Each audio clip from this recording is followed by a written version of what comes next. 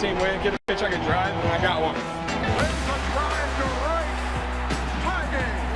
I just let it all loose and busted it out. Ryan Zimmerman, a 3-run homer. And the Washington Nationals tie the series. How things have changed. Which brings us to Game 3 of the National League Division Series. From Chicago, along with Ron Darling and Sam Ryan, Ernie Johnson, as we get set to watch the Washington Nationals and the Chicago Cubs break their 1-1 deadlock in this best-of-5. The 2017 National League Division Series is presented by T-Mobile. Something seems just right about this. Day baseball in Chicago at Wrigley, a playoff game. And welcome everybody. Ernie Johnson along with Ron Darling. Let's be honest about this, okay? Look, this series was essentially over heading to the bottom half of the 8th inning of Game 2 when Washington turned it around. Well, they really did. And I think when you think of the Washington Nationals, you think about postseasons that have not gone their way. Well, it certainly went their way in the 8th inning. Ron Harper. Well, first, Adam Lind, who hasn't appeared in a postseason game, 1,344 regular season games, base hit. Bryce Harper, who was built for these moments, 4 of his 5 home runs have come 7th inning or later in the postseason. Of course, that got Lind pumped up. But the real face of this franchise and their #1 pick in 2005, their first year, was Ryan Zimmerman. That 3-run home run was what they needed. Without question, 6-3 win tied the series at a game apiece. Here in Game 3, Jose Quintana was picked up from the crosstown Chicago White Sox and has had an impact for the Chicago Cubs. It'll be his first postseason start. Max Scherzer's been there before, but everybody's talking about the hamstring and wondering how sound he is going into Game 3. You know, Ernie, the issue with having a right hamstring issue for Max Scherzer is that that's the push-off leg. That's the leg that you rotate on, and when you have any problem with that hamstring, it could be an issue. So his health is probably #1. Quintana was a great pickup for them. He went 7-3 down the stretch and 5-0 in this building at Wrigley. Washington Nationals, Chicago Cubs, Game 3, NLDS. On the line, the lead in this best-of-5, and the first pitch is coming up next.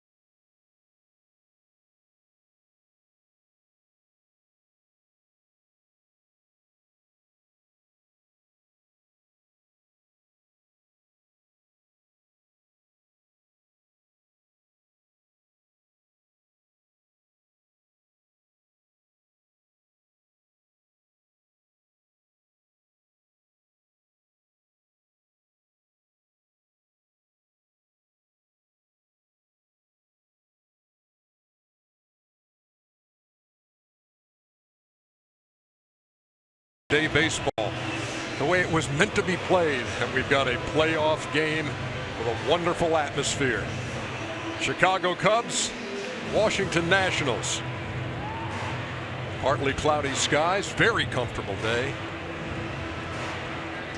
as we get set for game 3. 75 degrees on this October 9th and mostly sunny. Little rain in the forecast for Tuesday, but we'll worry about Tuesday on Tuesday. Let's go down to Sam Ryan. Sam? Ernie, you were talking earlier about the magnitude of the Bryce Harper and Ryan Zimmerman home runs in the Game 2 victory. In regards to the Game 2, to the series, to the franchise of the Washington Nationals, and individually, personally as well. For Ryan Zimmerman, shortly after that victory, he spent a moment with his mom and dad outside of the Nationals clubhouse. Now, his mom, Cheryl, was diagnosed with MS back in 1995, and this is something that she has struggled with over the years. She is able to attend some Nationals home games, but it can be a challenge. He said she even wanted to come on this road trip to Chicago as she was more excited about that home run than he was. He said to be able to hit that home run at that time with her in attendance, guys, was really something special. Thank you very much, Sam. You know what that is, Ron? Yeah. That's the story of baseball, from Pee Wee League through the majors, to the parental support, to driving you to games, to being there to watch great moments, and you just can't script that. It takes a village of folks to get you here to the major leagues, and you and I were there, and in watching that home run, it was a titanic shot straight up in the air, and it's almost like, I believe in the baseball gods, I don't know about you, but somehow they just blew that just barely into the flower bed for that 3-run home run. What a moment for the Nationals in Game 2, on the brink of losing 2 at home. And now it's tied up as they come here to Wrigley. Batting order for the Nationals. Trey Turner trying to get something going. He's hitless at the top of the order. Then Harper, Rendon, Daniel Murphy in the cleanup spot. Ryan Zimmerman with the big homer in Game 2. Jason Worth is hitless so far, but starts in left. Wieters behind the plate. Michael A. Taylor in center, and Max Scherzer does the pitching. Let's take a look at our starting pitching profile presented by State Farm. Well, I gave you the good news. You can read the numbers that he was 5-0 here at Wrigley Field. The bad news, though, in 45 1/3 innings here at this ballpark, he gave up 7 home runs. Defensively for the Cubs, little change. John Jay's in the lineup. He's flanked by Schwarber and Heyward with all that gold. Brian Russell, Zobrist, and Rizzo in the infield, and Contreras starting behind the plate. And it's interesting that John Jay got the start, but you have to start as many left-handers as you can against Max Scherzer. Right-handers this year hit 136 off him. Now, you've always said that anytime you were going to pitch here, obviously the first thing you do is check the wind. When you look at the flags here, what are you seeing today? What are you feeling today, wind-wise? This is a fair day to pitch here. Usually when you open up your curtains in your hotel room, if it's sunny, it's going to be a tough day for a pitcher at Wrigley Field. But the flag really isn't blowing that hard. It's very fair for the pitcher today, although home runs have played a big part of the postseason so far. There is Trey Turner waiting to lead off this game. When you look at Jose Quintana, the starter for the Cubs, he was an all-star with the White Sox last season. He went 7-3 with an ERA of 3.74 in his 14 starts with the Cubs. Got him from the White Sox on July 13th. And in 5 September starts, he's 2-0, ERA of 2.5. and hasn't lost a game since August 25th when the Phillies beat him up 7-1 in Philly. And as you pointed out, Ronnie, the Sunday game that we did in Milwaukee, which was the tail end of that 4-game series in which the first 3 games all went 10 innings, all he did for Joe Madden was come out and throw a complete game on that Sunday. And his bullpen was spent, so they needed him to go deep in that game.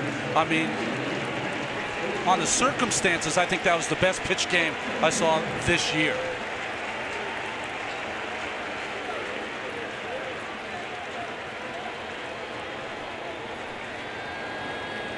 set to go at Wrigley Field. Trey Turner, 0 for 8. They're in at the corners. Cuts right through it, 0-1. Thanks for being with us this afternoon for what should be a dandy. 0 for 8 with 4 strikeouts. You see those numbers. He's only gotten 1 ball out of the infield, has Turner.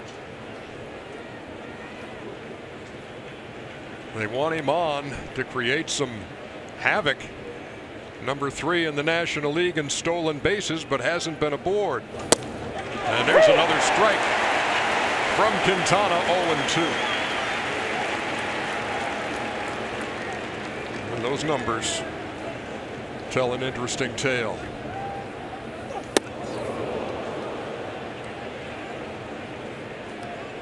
It's interesting that Joe Madden said before the game he's going to check to see how fast Quintana's throwing in the first inning. Not because he thinks that's a good thing. If he's throwing 95 or 96, he thinks that's a bad thing. Overthrowing.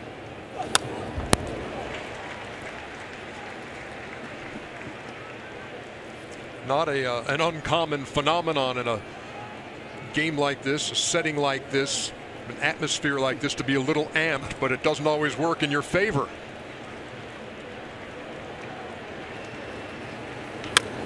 Right back where he came from.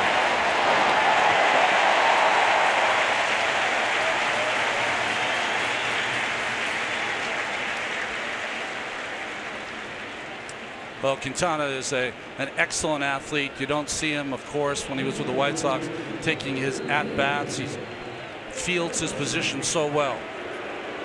First postseason start.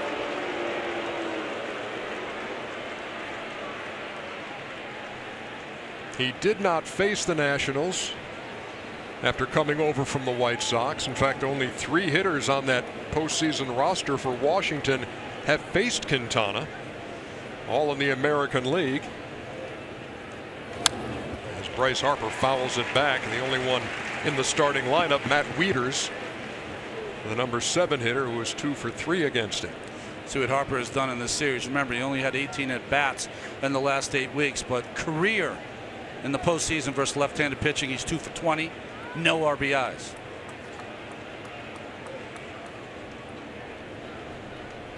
The 0-1 sails outside, a ball and a strike. There's 2 themes to postseason so far throughout baseball. It is the starting pitchers have not been able to get deep, and first inning home runs. 13 of them so far in the post.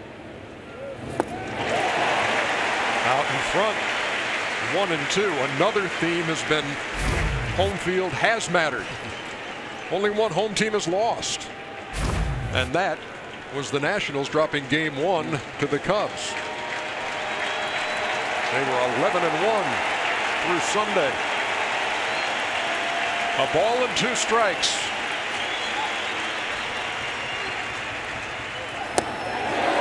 Tried to hold up. Down there at third, that's Will Little, who says he didn't go.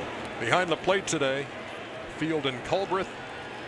Laz Diaz at first, Jerry Lane, the crew chief, at second, Little at third, Corey Blazer down the left field line, and Ron Kulpa, who was behind the plate for game 2, is on the right field line.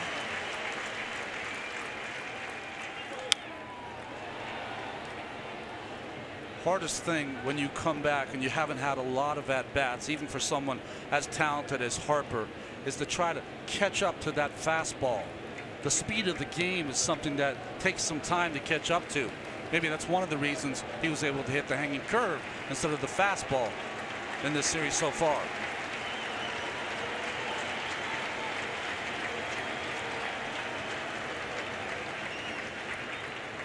Two on the way. Harper held up. 3 balls and 2 strikes. You know, you talked to Joe Madden about that at bat by Harper the other day. He said, yeah, okay, Carl Edwards Jr. hung a breaking pitch there, but he saw what he wanted to see from him earlier in that at bat. Had completely fooled Harper with the curveball, but that one stayed upstairs, and Harper made no mistake. The 3-2 is bounced to second. Sobrist throws him out. 2 up and 2 down.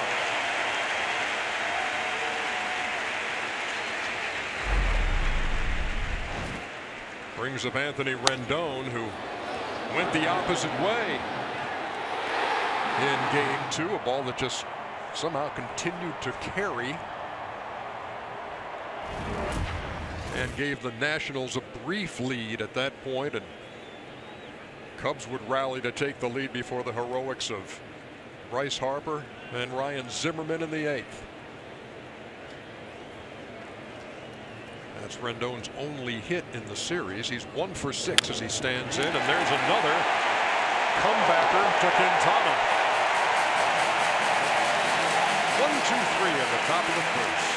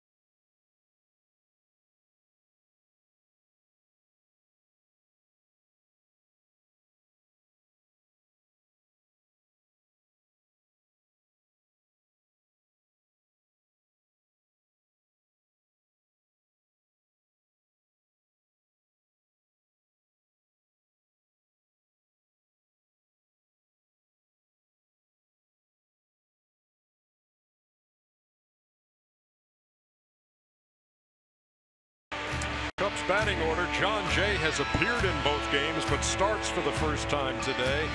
Then it's Bryant and Rizzo who have done most of the damage offensively. Contreras in the cleanup spot. Then Ben Zobrist, Kyle Schwarber, Jason Heyward, Addison Russell, and Jose Quintana against Max Scherzer. Let's take a look at our starting pitching profile presented by State Farm. It's funny, I was watching Max with his warm-up pitches. He patted his right leg like, come on, Hammy, stay good today. Strike call to Jay.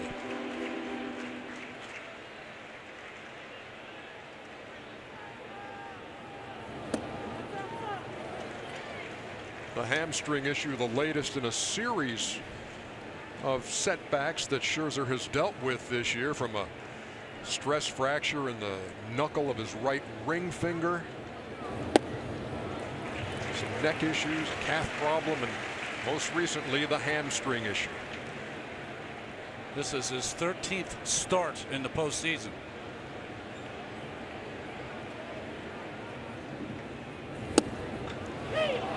Started 2 times last year in the division series against the Dodgers. The Nationals lost both of those starts. 2 balls, 2 strikes. Rendon throws high, and the call is out. Zimmerman had to apply the tag. Laz Diaz made the call over there. No argument really from John Jay. And that's interesting. When the runner doesn't argue, that means that he probably slapped the leather on him. And he did. He just got him on the top of the shoulder. There'll be no replay. But that's 2 plays now. Rendon made an error in the Strasburg game, and that one a wild throw. Some nerves maybe for Anthony Rendon. Yeah, Zimmerman saved him an E there. And here's Chris Bryant. 3 Nats on the left side as they employ the shift against the reigning MVP, who's 375, 3 for 8 through the first 2 games, has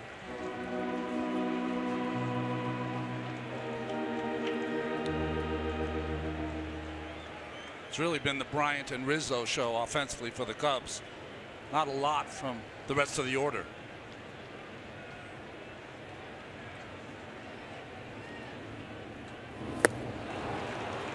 Scherzer makes quick work of Chris Bryant. 2 down.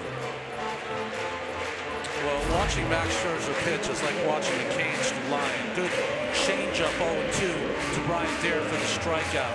He is an amazing competitor that's always in attack mode, and one of only 6 pitchers to win the Cy Young in both leagues. Detroit and Washington for Max. Here's Anthony Rizzo.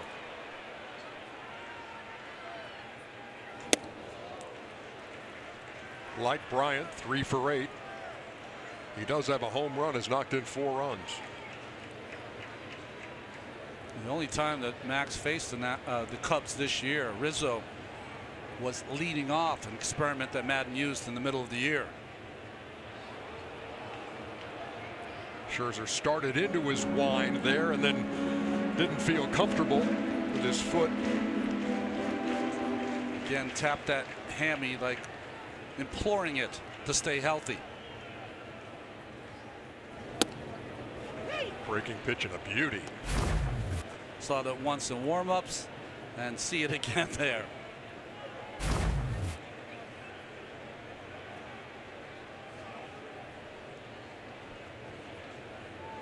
The 1-1 pitch. Well, that's the pitch that he will use against left-handed hitters. That cutting fastball. You can see that bear in on Anthony Rizzo. He's trying to pitch Rizzo in off the plate.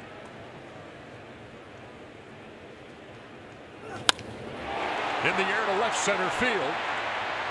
Jason Worth makes the play. So a 1-2-3 inning for Max Scherzer as we head to the second in Game 3.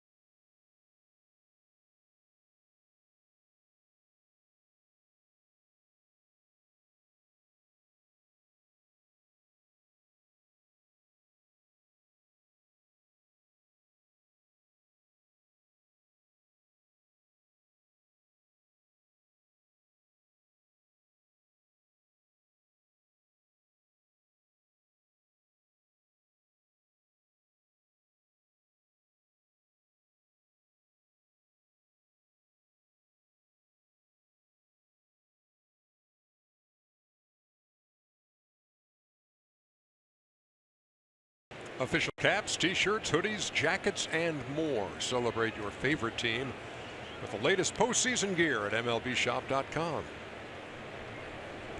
We move to the top half of the second. After a 1-2-3 first for Jose Quintana. And he faces Daniel Murphy. Well, if you include the postseason, last 22 games that Murphy has played here at Wrigley Field, 447, 8 home runs, all the home runs though against right-handed pitching.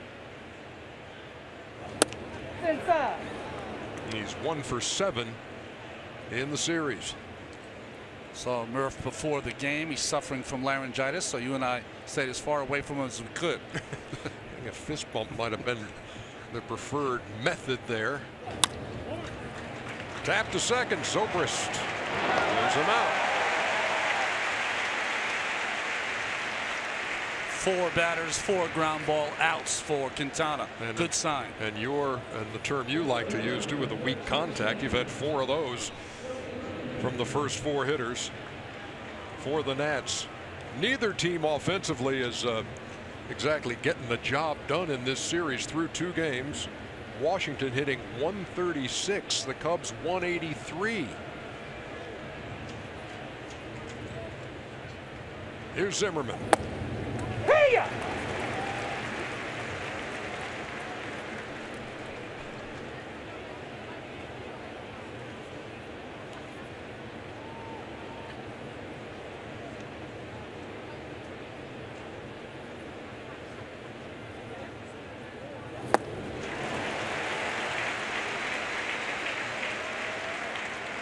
Keep talking about that game that we saw Quintana pitch in Milwaukee, but he's picking up right from where he left off from our vantage point, at least. Yeah, we haven't seen him pitch a bad inning yet.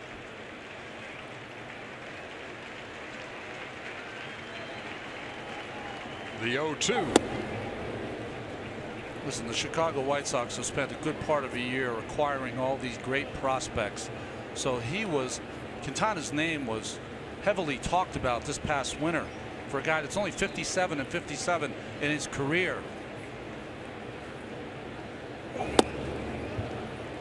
But he's got a contract that's under control. Struck out 207 batters this year. And I'd like to label him with that label that every starting pitcher would like, gamer.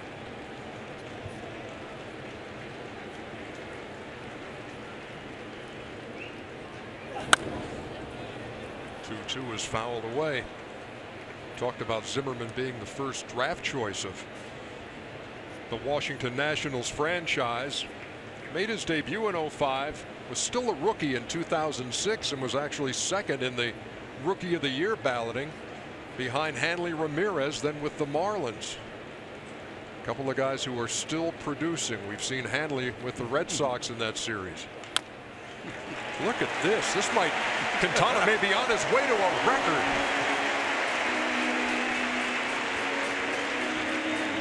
For the 3rd time, right back to him. Well, this is a game that the Cubs had to have in late September against Milwaukee. A dynamite 4-game series. Bullpen was spent. He came out on a Sunday afternoon and threw 9 shutout innings. 10 punch-outs. That's a pretty good line right there.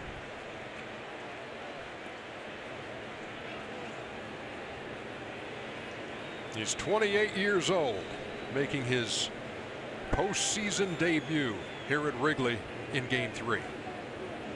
Jason Worth is 0 for 7. You wondered if Dusty Baker was going to tinker with the lineup. This is the same lineup for 3 straight games now. You think about Howie Kendrick being one of those guys who has faced Quintana. In fact, has gone 5 for 10 against him. And Dusty said he rolled it around in his mind a little bit, wants to get Jason Worth going, and he's dealing with a guy like Kendrick, who is the consummate professional, who's like, I'll be ready if you need me. And his numbers, Worth, against left-handers in his career, he's close to a 300 hitter. I thought it was interesting that Dusty was so close that he decided to sit Howie Kendrick down and let him know, hey, listen, I was thinking about starting you today, but I need you off the bench. So they had that conversation. 3 balls and no strikes as Worth waits. And that's over 3-1. Matt Wieters, who, like Worth, looking for his first hit of the series, is on deck, though Wieters has been hit by 2 pitches.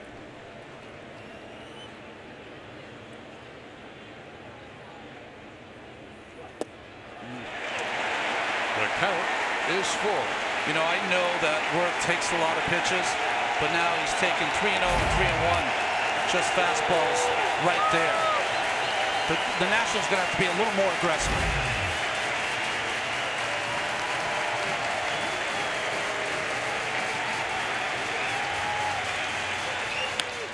Line drive, base hit to left center. John Jay over to cut it off as Worth makes a turn. And in fact, a little pop-up slide to stop himself and get back. That ball is supposed to be away, just middle on Worth. So aggressive on that swing.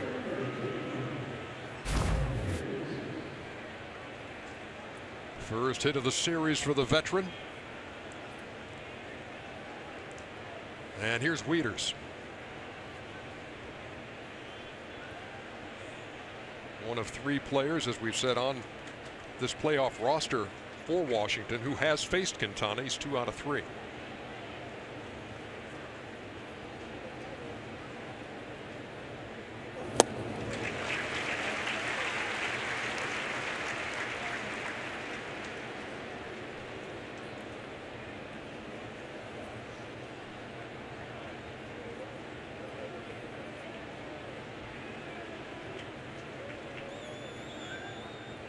Quintana checks Worth and comes to the plate. Quickly ahead, 0-2. Well, Worth early in his career, you would see him steal some bases, but at the last year of his 7-year contract, he doesn't steal much anymore. They're up again here at Wrigley with a 0-2 count.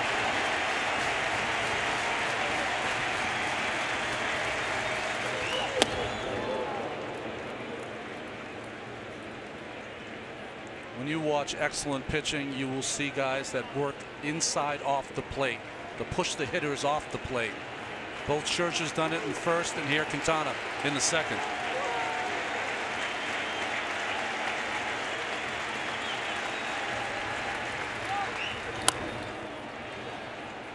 In the mind of Dusty Baker, when a team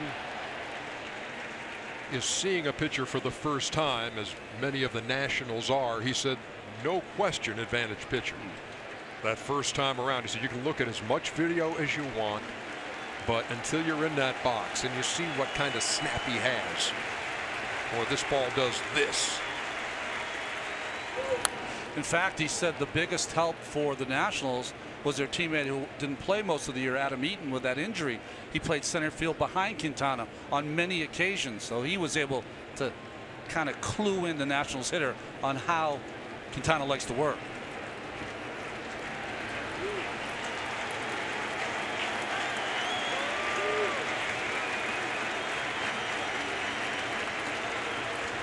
Wieters waiting on a 1-2 with Worth edging away from first. Here it comes. Good bat by the big catcher.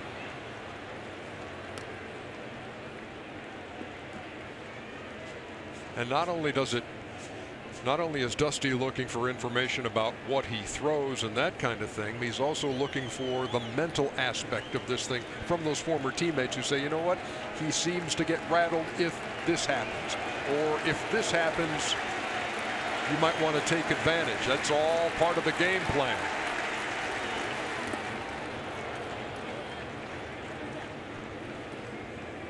And nobody knows that kind of information better than guys who have shared a clubhouse with him. Well, you know, it's interesting. Dusty was saying when he was playing left field, he would know certain pitchers and their tendencies that he played behind and would adjust himself defensively. That's probably what Eaton would do in Chicago.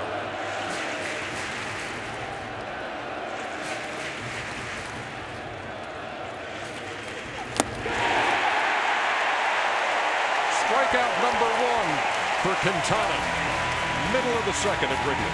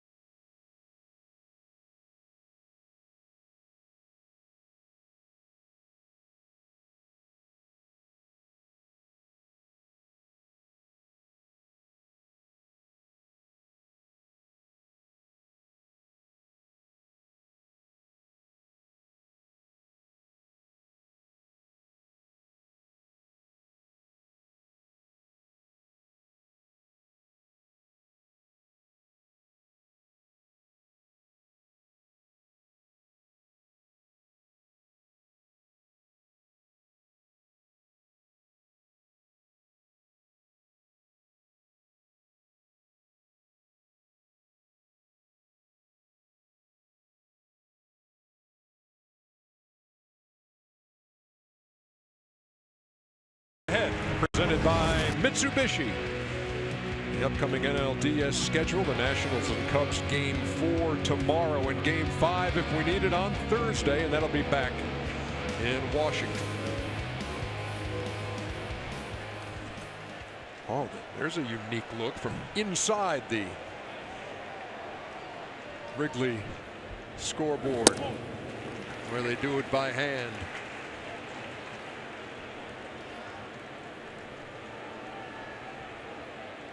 Max Scherzer goes to work in the bottom half of the second inning, and Wilson Contreras looks at the 1-0, 2 balls and no strikes. Scherzer had said before this start he thought, we have given this as much time as to make me comfortable as possible, and I feel like I can go out there and give you 100 pitches. Popped up near the dugout. Rendon squeezes it for the first out. But the one thing about Scherzer is that he is maybe a slave to his mechanics. He always wants to have those perfect mechanics, and sometimes when you have a little issue, especially with your legs or ankle, you sometimes alter those mechanics. That's what we'll be watching this afternoon. So far so good. And I found it interesting that he said, yeah, I feel like I can go out there and throw 100, which is what he normally does in games. I mean, he's made 31 starts, and in 22 of those has thrown at least 100 pitches. His high at 121. Well, remember, the Nationals bullpen was not good in the first half, so Dusty Baker really pushed his starting pitching, especially Max. Ben Zobrist does not hit for a high average against Scherzer. He's just 5 for 25, but he does have 3 home runs.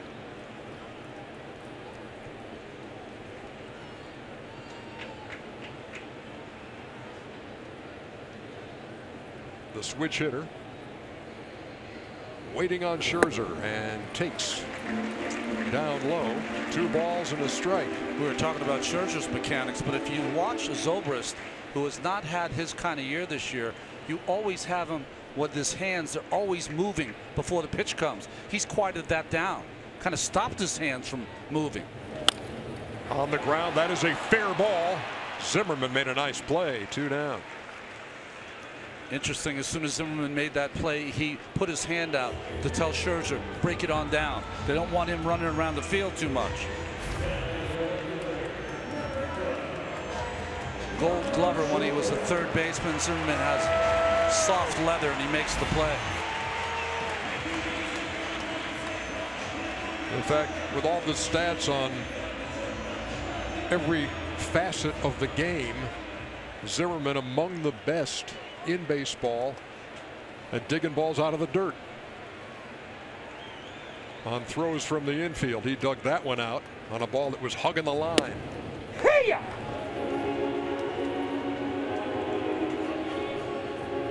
Kyle Schwarber. See him asking the umpire. Him asking the umpire, was that ball on the inside corner? Not going any farther than that in your call. That one was inside too. Without question. 1-1. Schwarber started the opener, went 0 for 3. Struck out a couple of times. Didn't play in game 2.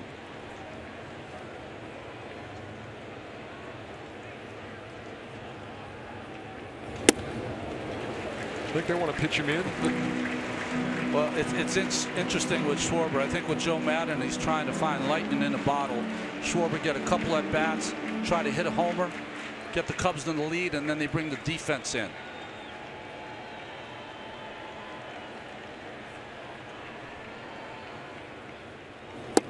Oh. 3 balls and 1 strike. Schwarber only hit .211 this year, but he did go deep 30 times. Spent part of the year in AAA trying to work things out with his swing as he takes a strike, and the count is even. There's a little slider by Scherzer behind in the count. A little show of confidence there in your repertoire.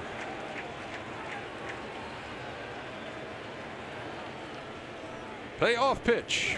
Driven to right. but he yanked it foul.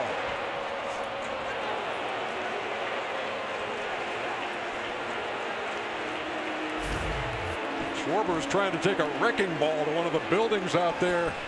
Right. Heads up on the street.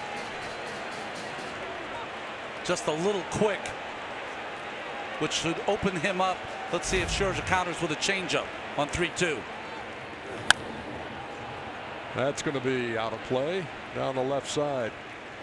Now, we've seen this guy hit some ridiculous home runs, including, you got that big Budweiser sign in right field. Put one on top of that one day. And then we saw him in the wild card game put one in the Allegheny River.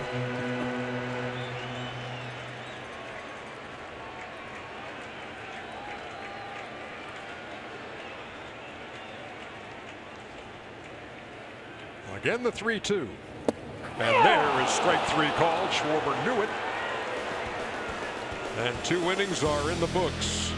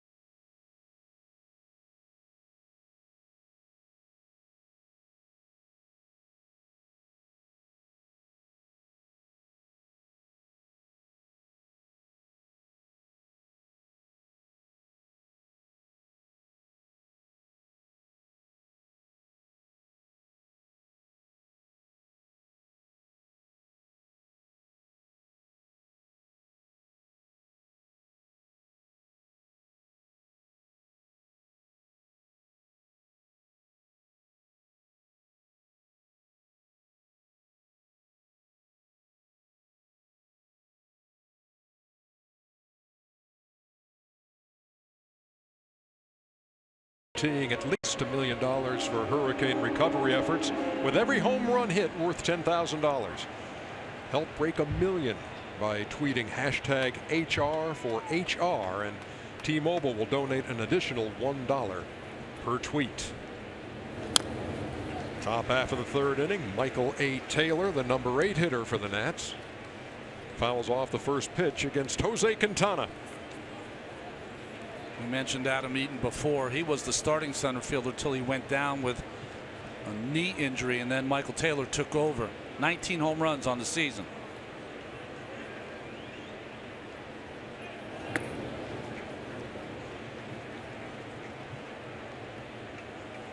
Remember, they'd also last year used Trey Turner.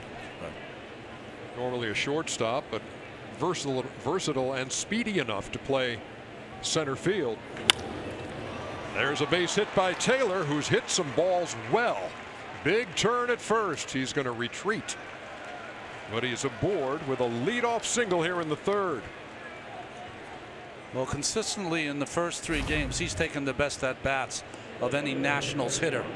And here jumps on a fastball from Quintana and up the middle. That ball and the ball that Worth hit in the second, both sharp singles. And here's Scherzer. He will try to get Taylor into scoring position. He's got 6 sacrifices. Hit 161. He can handle the bat. Shows bunt. Fouls it off.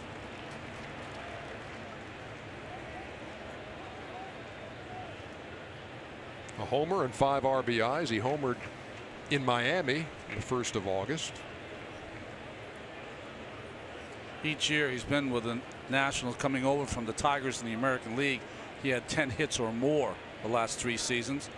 12 RBIs for Scherzer last year. Yeah, he's the only pitcher on either side with double-digit hits. Throw over, gets away. Taylor down to second. That was odd because Rizzo was not on the bag. He was moving in with Scherzer ready to give himself up. Well, this is where the miscommunication happens when you haven't been with a team all season long, is that Rizzo thought Quintana was going to the plate. He wanted to get a good jump, and it cost him a play. And Davey Lopes had to be alive over there as that throw got away. And now Rizzo was right in Scherzer's lap. Could not get it down again. 0-2. You know what's interesting about Rizzo charging in from first and that close to the pitcher? You think to yourself, there's no way that you can bunt this ball, or you got to make sure you bunt to third. It's the opposite. When they charge that hard, bunt it behind him, because it's not going to be able to make that move and then make the play at third base. So when he charges throw to third base line, bunt behind him. Rizzo was still halfway.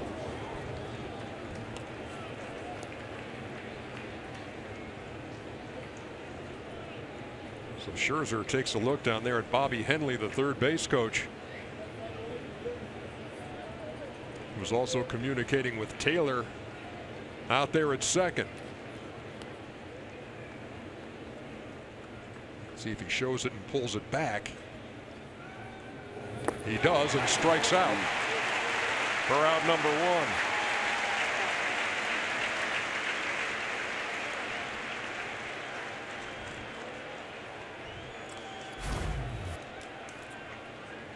Well, that's really just having the first baseman kind of intimidate the pitcher out of bunting the baseball.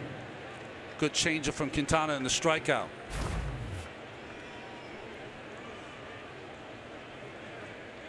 Well, here's Trey Turner. Could be no better spot in the Nats' mind for him to break out of an 0-for-9 postseason.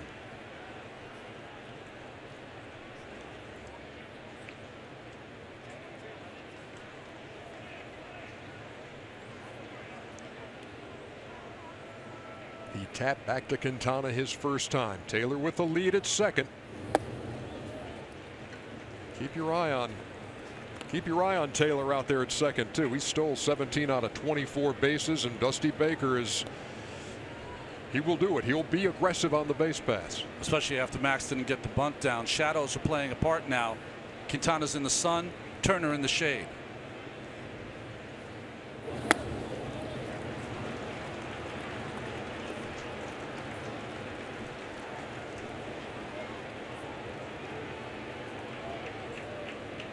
Taylor has a couple of steals of third base this season.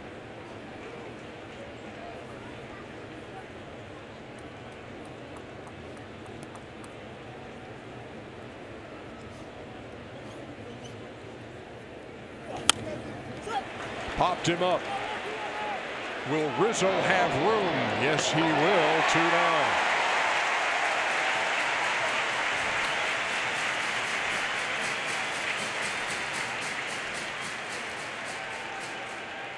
Boy, for Trey Turner, who figures And again, we're in game 3 of a best of 5, but you look at the possible impact he could have on this series at the plate, and he has been negated so far.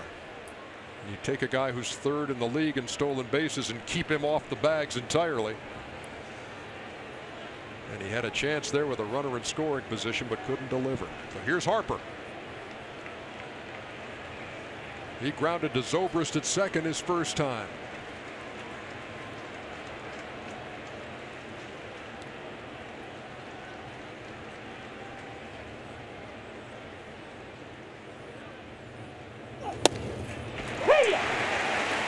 Harper trying to find his first RBI against a left-handed pitcher in the postseason.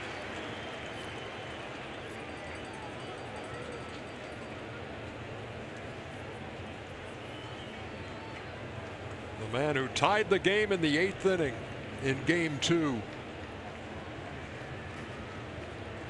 with a mammoth home run to right at Nationals Park. Here at Wrigley, he waits on an 0-1 and now waits too long and steps out.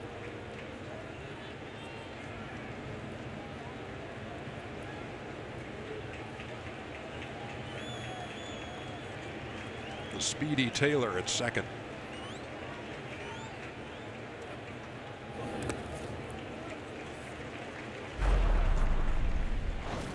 Washington fans can't see this enough. Well, Crawford, the first pitch of that at bat, bounced to curveball, and Harper swung through it. Again, wanted to bounce one there and just couldn't execute it. That tied it. Zimmerman's 3-run blast iced it. So we're a game apiece in the best of 5. A ball and a strike to Harper, and here it comes. Up the middle, backhanded. Knocked down at least by Zobrist, but no throw to first, and they're at the corners. Couldn't field it cleanly, and it may cost him. Boy, 2 errors in this inning by the Cubs. Baez, who started the first 2 games at second base, of course, a magician with that glove, and Zobrist couldn't come up with the play. We talk about the shadows all the time affecting hitter, pitcher. We never talk about it affecting the infielder. Zobrist just didn't seem sure on this play. So an error on Quintana earlier on a pickoff throw that allowed Taylor to get to second. Zobrist here with a boot that allows Harper to get on. They're at first and third for Anthony Rendon.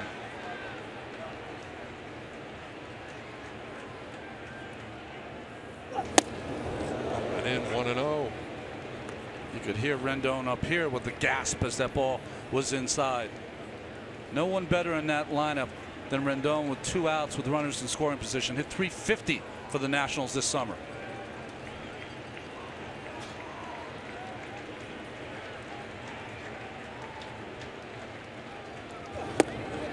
Missed again. Dangerous territory for Quintana. 2-0 count to the number 3 hitter in the Nats lineup. Guy who had 25 home runs and 100 runs batted in. And who homered in game 2. Interesting to see how aggressive Quintana is going to be here with Rendon, with the left-handed hitting Murphy up on deck. Into the gap in right center field. That ball is caught by Jason Heyward on the dead run. Rendon threatened to break the scoreless tie. Could not.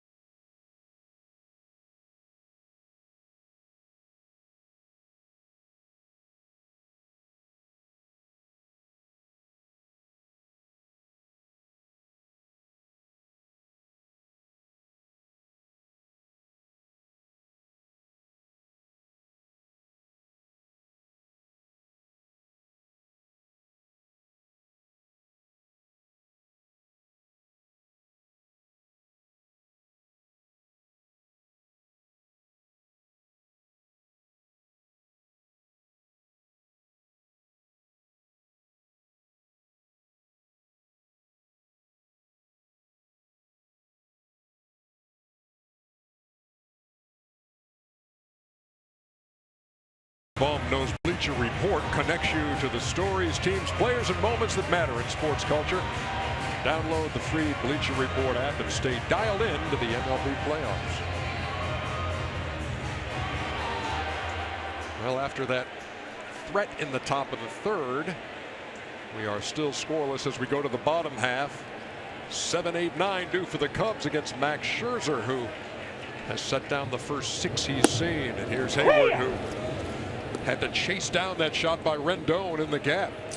You know, I know Jason Heyward doesn't think his offensive numbers are where they should be the first 2 years here with the Cubs, but every time we watch the Cubs play a game, he seems to do something to help his team win. Line foul past first, and that, if you think about the start time of this game today too, Ronnie, and it's 3:05 local time, so they don't play a bunch of games at that time, and that right field Sunfield pretty bright. He made a tough play look easy. Yeah, it's the toughest field by far for the outfielders.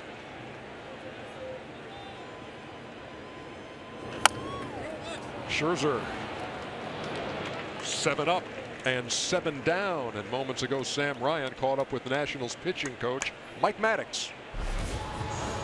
Mike, I know there were questions in regards to Max heading into this one, pitching effectively. We see him tapping his hamstring a little bit, though. Any concerns with a hammy? Well, we've always got concerns. You know, it's been 2 weeks since he's really been out there for a full start. He's worked his tail off. The training staff did a great job to get him ready for this game. His arm's fresh, ball's coming out hot. As far as endurance, I know that he had said he was hopeful for 100 pitches. Any concerns there? Well, that's what we're banking on, that he can go out there and go as hard as he can, as long as he can, and we'll see where the chips fall. Okay, thanks a lot, Mike. All right, thank you, Sam, and thank you, Mike. Addison Russell.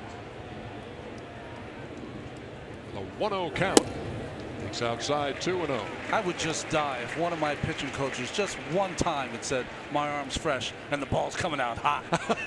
I mean, that sounds good. That is a great description. That ball's coming out hot.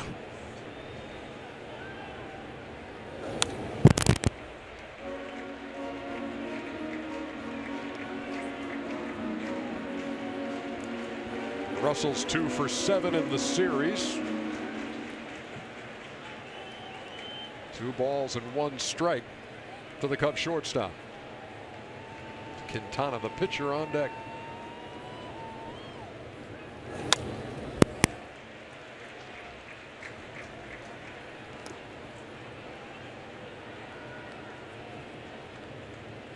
Scherzer's had a 14 strikeout game this year against the Dodgers in LA.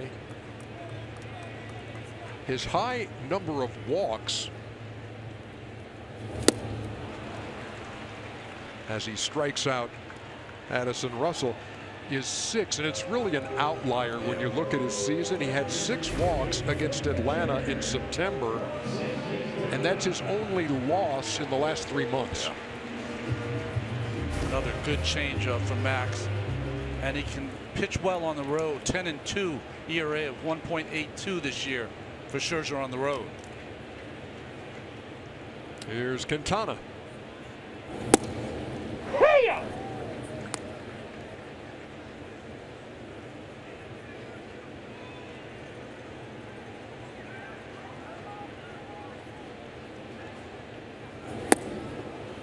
This might be over real quick.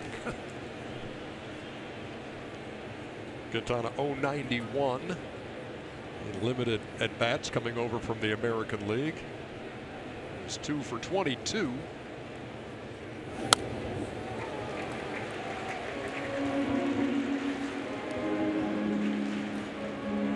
Well, he's 2 for 49 in his career, so he's a better athlete than that, but just not a lot of reps for an American leaguer, former American leaguer. That's not very nice. Threw a little bender to the opposite number and struck him out. We're going to the 4th.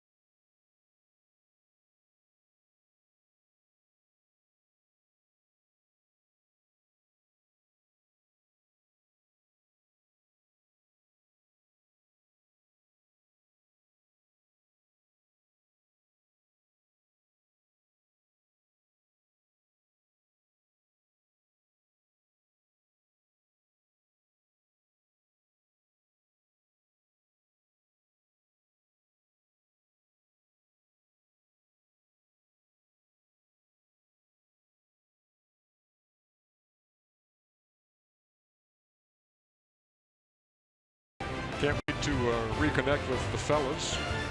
Kenny, Charles, and Shaq. Opening night of the NBA season.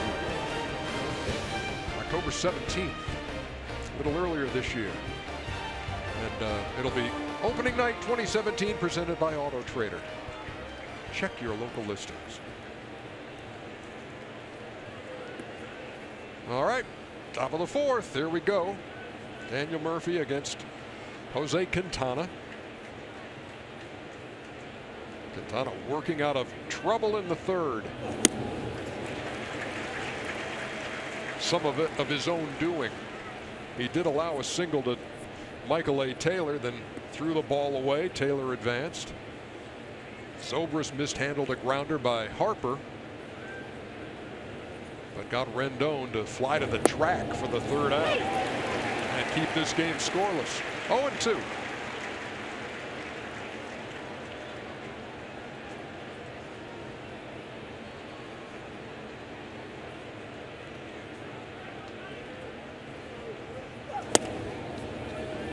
Talk about the ability to make a good first impression. Jose Quintana certainly did.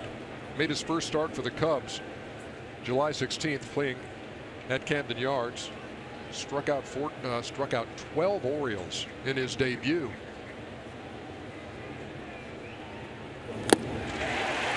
And he struck out a guy who's pretty tough to fan right there in Daniel Murphy.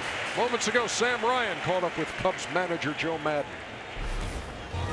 Joe, a couple of defensive miscues there. How key was it for Jose to get out of that inning? Oh, very big. I mean, we got our signals crossed on the pickoff, and that's a really routine play that Zoe missed. So it's really big that Q picked us up. I know you had said prior to the game you were going to be keeping an eye on the radar gun. What could you say about his early poise in his first career postseason start? Real good. I liked the way he came out to the first hitter. He elevated a little bit too high on the third pitch, but other than that, he seems like his emotions are in control. Thanks a lot, Joe. Thanks. Ryan Zimmerman takes down low. 1-0. One of the ways to measure a pitcher's success is how does he pitch with runners in scoring position. The Nationals are 0 for 4 so far this afternoon against Quintana. Zimmerman tapped back to the mound his first time and takes a strike.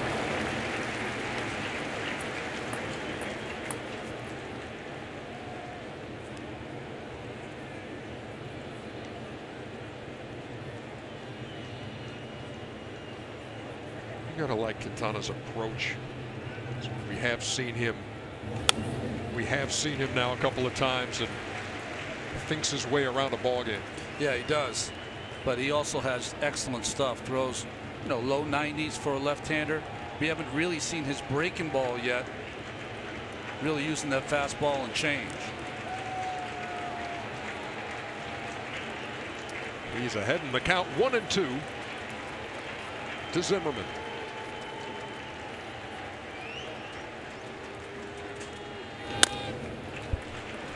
To second, sounded like a broken bat. 2 up and 2 down here in the fourth.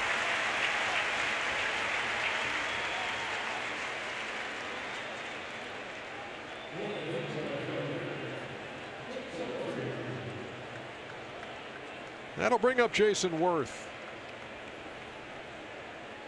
who picked up his first hit of the series, his first time, a 2-out single in the second.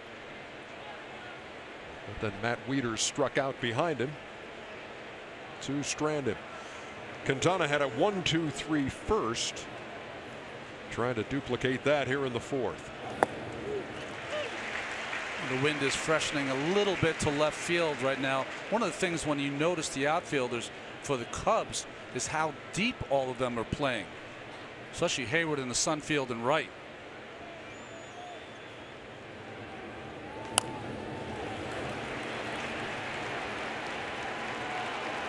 As a pitcher, Ron, when you get into a jam like Quintana was in the third and you get out of it, that's got to give you some juice in the next inning. Not only you, your team also, when you're picking up someone like Zobrist who made that mistake.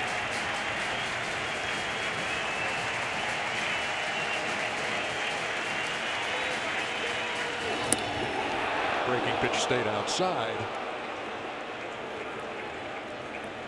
Ball and 2 strikes.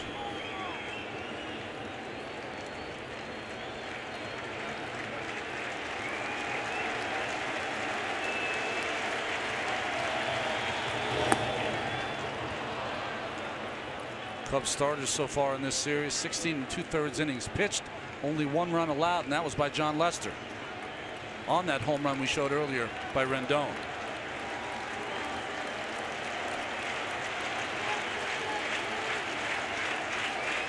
Two on the way.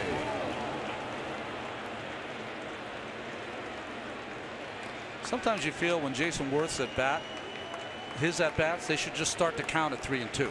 Sees as many pitches as anyone in baseball. He's not going to give in. He's going to make you come to him. He's not going to swing at a lot of bad pitches. And has a great eye. And he just drew a walk. And Quintana's kicking himself.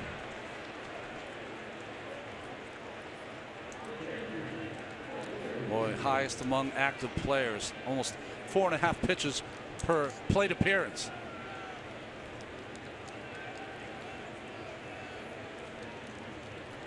First walk issued by Quintana. Comes with 2 outs here in the 4th, and Wieters steps in.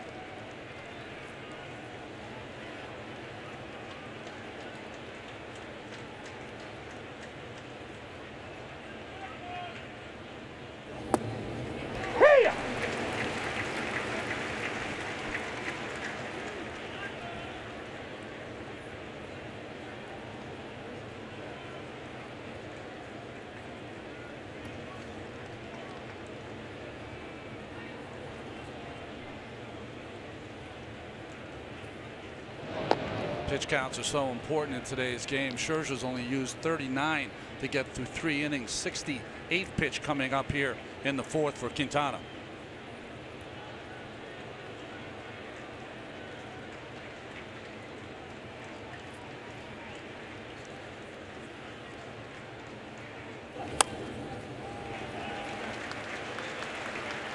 Wieters had a good at bat up there his first time, fouled off a number of pitches, and quickly he's behind 0-2.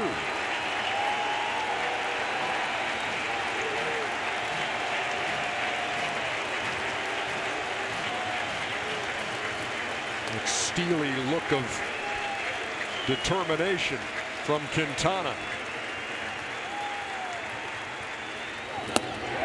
Tried to check his swing. Laz Diaz at first said he did not commit. See the replay of Wieters. No, he kept that bat back. Good call by Diaz.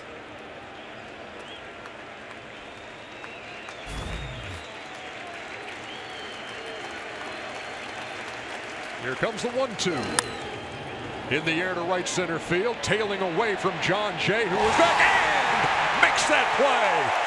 The speed of John Jay keeps this game scoreless. Getting his first start of this series, and he just saved a run.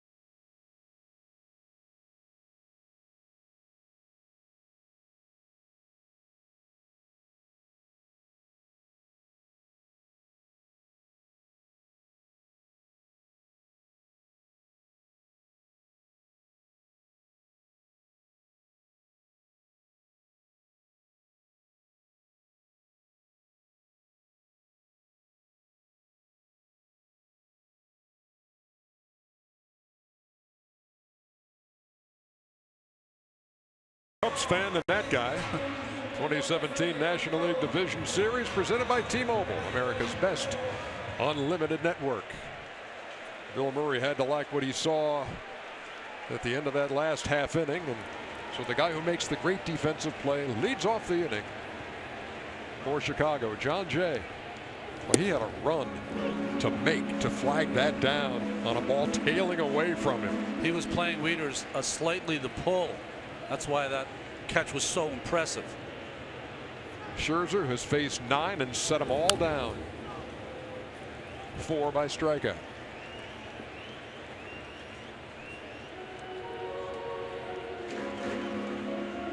Now we got one series in the books as the Houston Astros defeated the Red Sox 5-4 this afternoon. Had to come from behind to do it. It's 2 years now that the Red Sox have not gotten great starting pitching. Last year against Cleveland, when they were swept, their ERA by their starters was 9.26. This year, 12.71 by their starting pitching against the Astros. That Houston team is a handful. I know he doesn't, but it seems like Jose Altuve gets a hit every time he's up. No, he does. He does. And there's Jay taking one for the team. First base runner for the Cubs. Let's take a look at StatCast powered by Amazon Web Services. Let's get the numbers on this running catch. Well, that's the one by Heyward. And here's the one by Jay. Well, 94.6%. I don't know how the efficiency could be any better than Jay on that catch.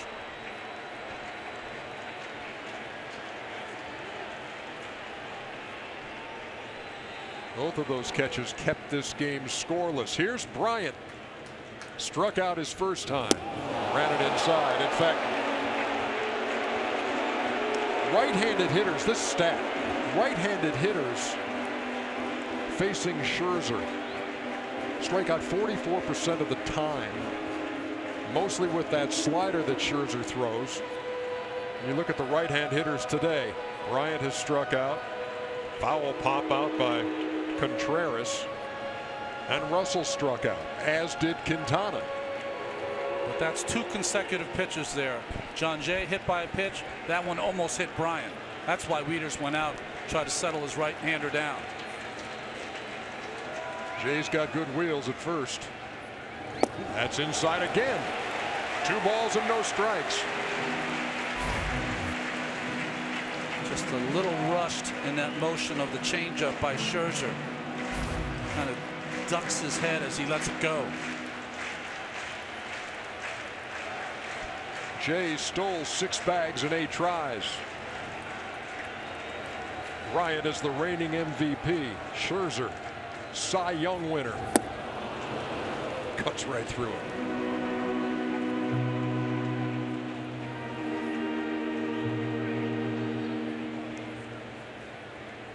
So the reigning Cy Young winner against the reigning MVP. In fact, Scherzer's won him in both leagues.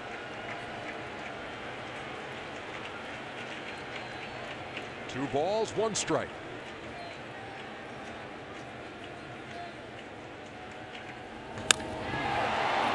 In the air to left. It's a mile high. Worth camps under it for the out. Scherzer's one of 6 to win the Cy Young in both leagues with Gaylord, Perry, Clemens, the big unit, Pedro, of course, our Pedro, and Roy Halladay. Anytime we can get a graphic that includes one of our studio crew, we like to do that. Pedro, that one was for you. Gary Sheffield and Jimmy Rollins coming up later. Casey Stern, I'm not sure. We'll figure one out there.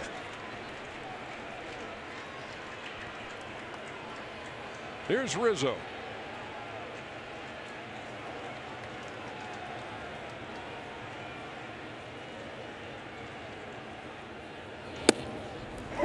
Takes a strike. Fly to left his first time.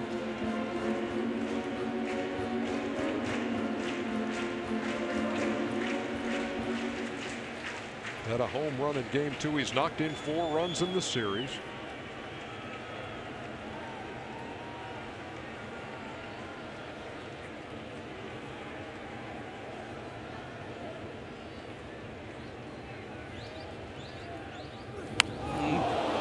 Rode in on him and he fouled it off. A very defensive move by Rizzo to get out of the way, and he fouled it away. Here's the home run in game 2. Well, Gio Gonzalez caught by a Cub fan just over the railing.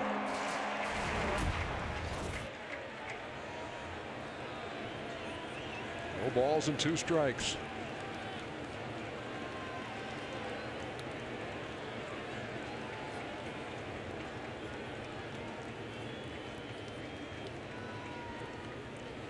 Joe Madden loves the 2-strike approach. He loves hitters who have a 2-strike approach and says he would prefer that they develop that first and work backwards from there. You'll see Rizzo shorten things up, see him up on that handle. It's like a golfer learning their putting and short game before they go to driving the ball.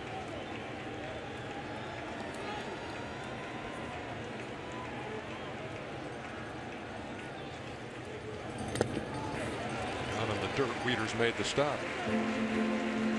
So Scherzer has 1 out here in the 4th, but he could easily have hit 3 batters.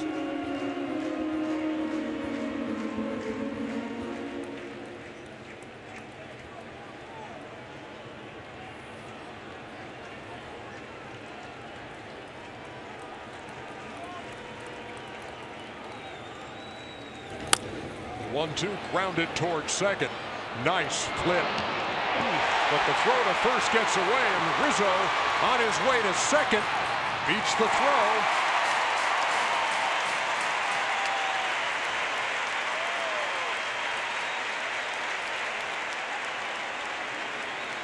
So 2 down, but a runner in scoring position for the Cubs. Well, this is a play that you want to see turned with the glove from Murphy, barehanded by Turner, and good effort by John Jay, who got in on Turner and caused that error as Rizzo takes the extra base. We play in a game in a day now where the infielder's pretty much left alone because of the rules, but John Jay got in on Turner that time.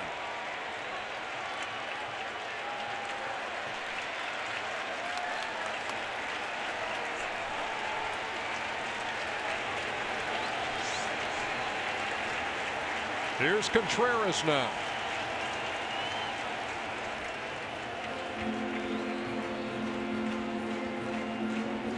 And he's 6 on Trey Turner to get the runner to second. You can see Murph talking to Jerry Lane, the second base umpire, asking him to move over, get out of his line of sight.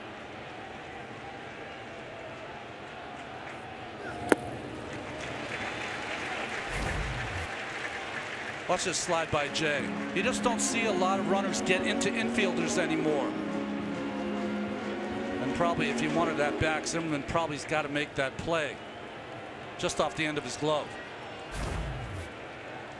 You saw Murphy colliding with the crew chief on the same play as he got rid of that ball.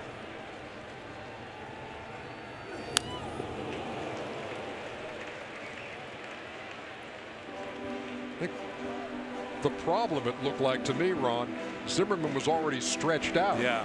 When that throw came and didn't have the reach. He only had one way to go. Most of the times first baseman will wait till the throw comes and then adjust on the bag. Scherzer, you got to be careful here. Contreras to end the regular season. It's 23 for his last 52 with runners in scoring position. That's a 442 clip. Ball and a strike. Rizzo leading from second. 2 balls and 1 strike.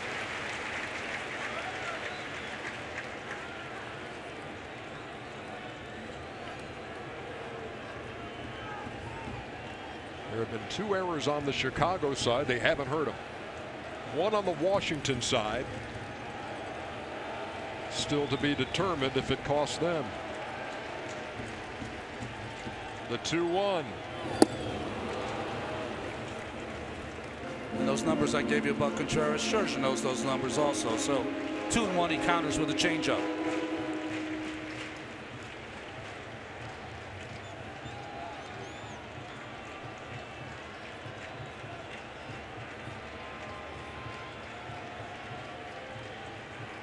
Contreras had not faced Scherzer going into this game. He fouled out his first time. Trying to knock in the game's first run here in the fourth.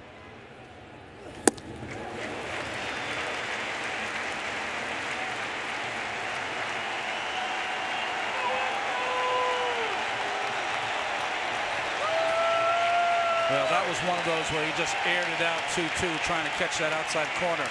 You'd have to think with the numbers we gave that he's going to counter with a breaking ball or changeup here.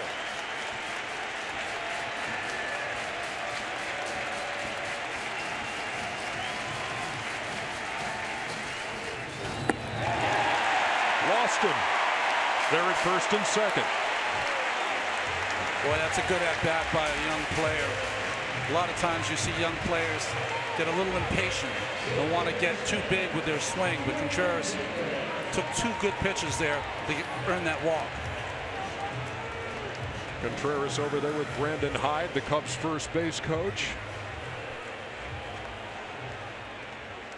As Chicago with its first threat of this game coming in the bottom half of the fourth. 2 on, 2 out for Ben Zobrist.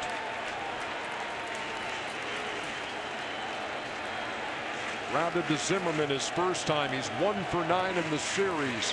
He has taken Scherzer deep 3 times in his career.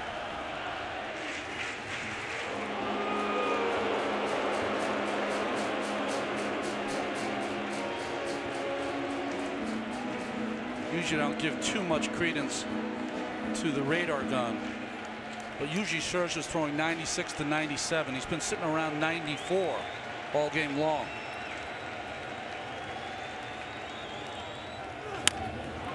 Tap toward short. Turner with that jump throw gets Zobrist. End of threat. 4 innings in the books. Series tied. Game tied.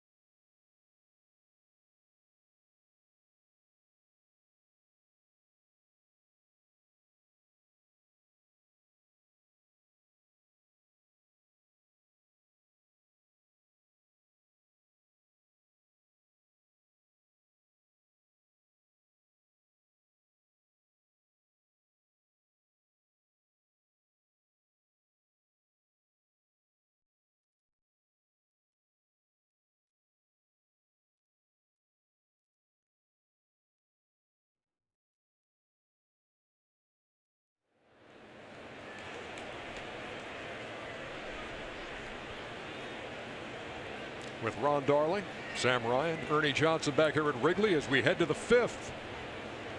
Partner, this game feels strangely like game 1 of this series. The Cubs still looking for their first hit.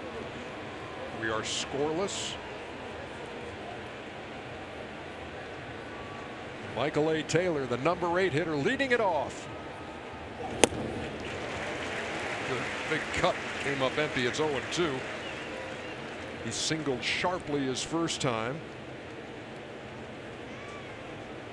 Was stranded at third in the 3rd.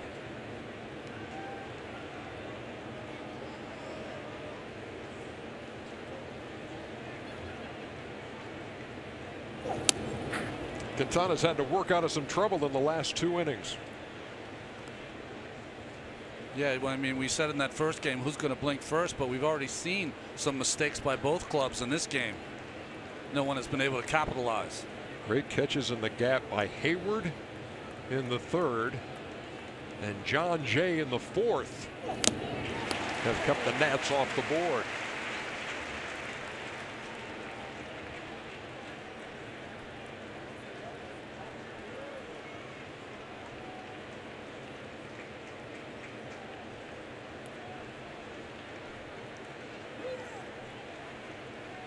Quintana ready to deal his 75th pitch here in the top half of the 5th. Tried to check his swing, called out on strikes.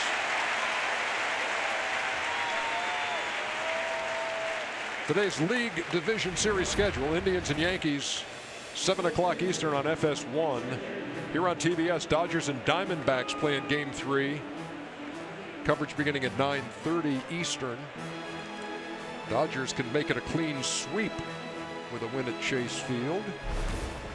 And how about the Yankees staying alive against the Indians on absolute beginning to end nail biter last night in the Bronx? It was the first postseason shutout since 2001 in the ALDS.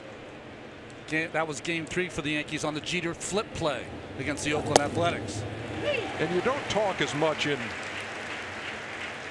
baseball about a player's height. Sometimes you talk about that with pitchers like the big unit and that kind of thing. But the play that Aaron Judge made at the wall, being 6'7", he allowed that. That's what allowed him to steal that home run. Scherzer goes down here in the 5th. 5 strikeouts now for Quintana. Yeah, you're right about that Judge play, as most right fielders would have to jump for that ball to rob it from being a home run. He just stood there. Just reached up. There's nothing to this. And then Greg Bird with the home run off of Andrew Miller. It's those unexpected moments. It's those things that defy all the odds. Makes this such an incredible time of year.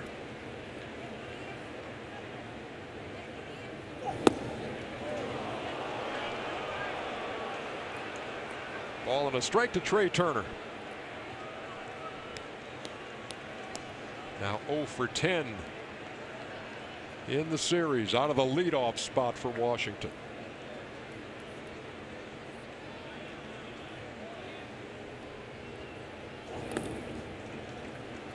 You know, during the regular season, if you're a young player and you're 0 for 10, you figure at some point you're going to snap out of it. But in these short series, the pressure just mounts as you go each successive at bat without getting your first knock.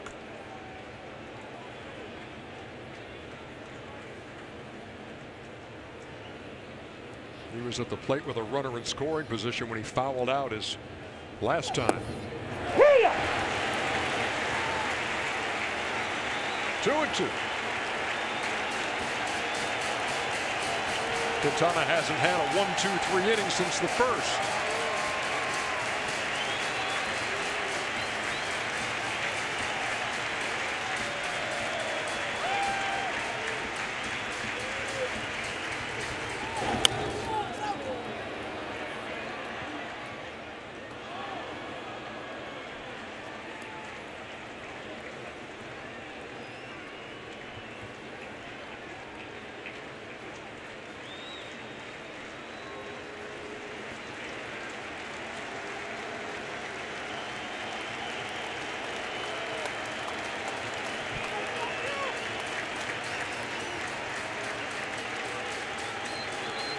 Quintana gets a sign he likes, and here it comes. Toward right field, but ending on a play.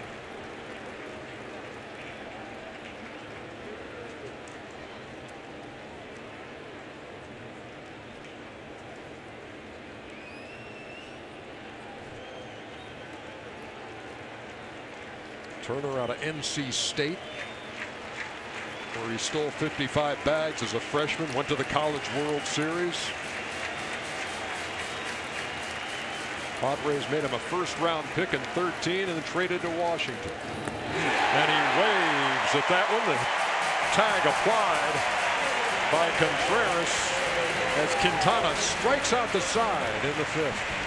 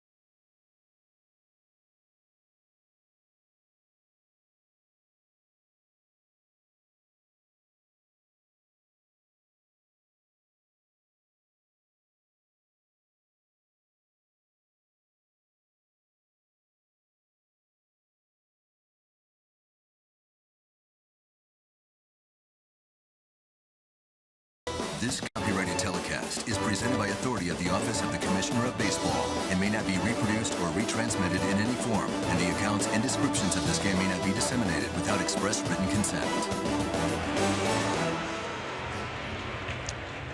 One size fits all, I guess. You see, they're listening to a radio broadcast or just not trying to hear anything at all, I guess.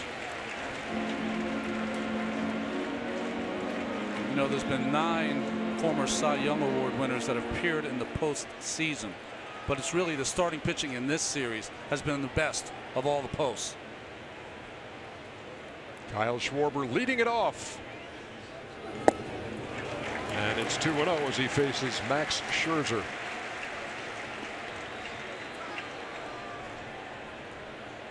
There's the ball. You see it right there, encased on top of that scoreboard in right field. I mean, and even that doesn't do it justice. The distance and how high that ball went. For that perspective, man alive.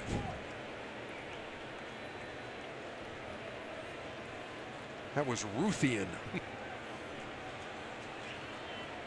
2 balls and a strike.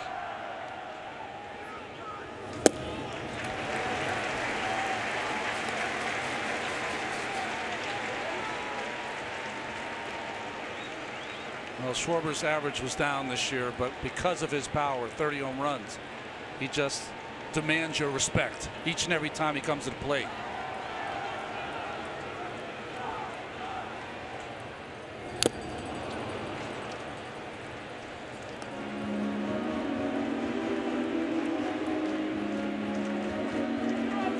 One thing about Scherzer is that he is always in attack mode. If there's any small Achilles heel for Max, is that he will give up the home run ball. The starter's ERA in this series for the Cubs and the Nationals. Payoff pitch. And for the second straight inning, leadoff hitter reaches for Chicago.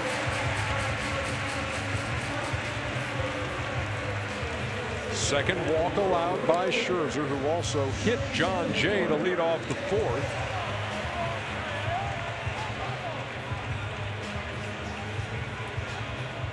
Cubs still seeking their first hit. Here's Jason Heyward.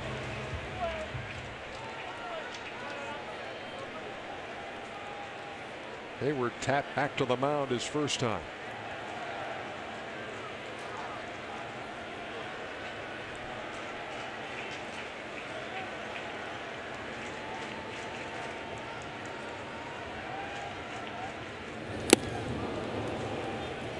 Big cut, but came up empty 0-1. Heyward came in 4 for 11 off Scherzer, 364 clip. Rounded out his first time. Boy, that was a lot of signs by third base coach Gary Jones. Heyward stepped out of the box for a long time to get a look at the signs Jones was giving him.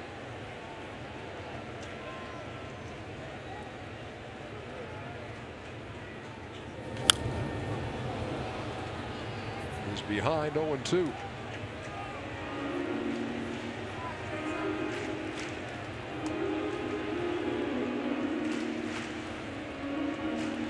Heyward applying a little more stickum to that bat.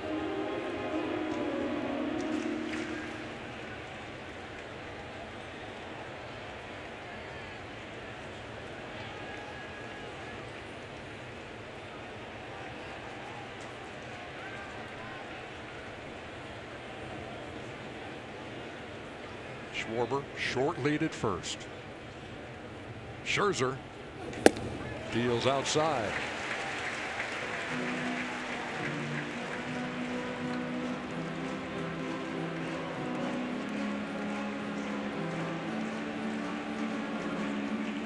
Originally drafted Scherzer by the Arizona Diamondbacks. It was Mike Rizzo who was in charge of amateur scouting who drafted Scherzer.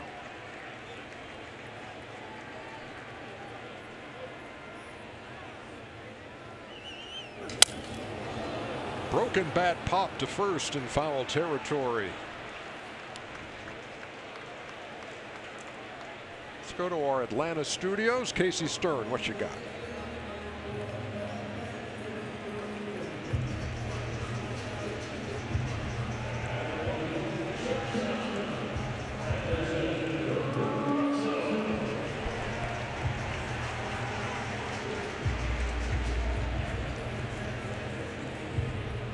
Congratulations to A.J. Hinch and the Astros in the ALCS, where they will get either the Yankees or the Indians. Here's Addison Russell.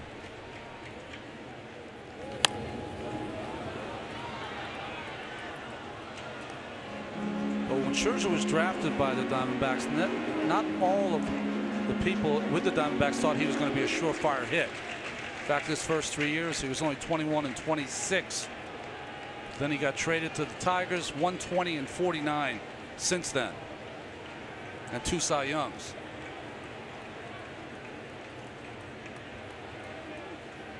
Russell waiting on an 0-1. Lost the bat into the netting. And behind in the count, 0-2. I'm telling you, you're on deck. You're Quintana. That wasn't far from you. No. It's the second consecutive hitter that's had to put a little more stickum on their bat.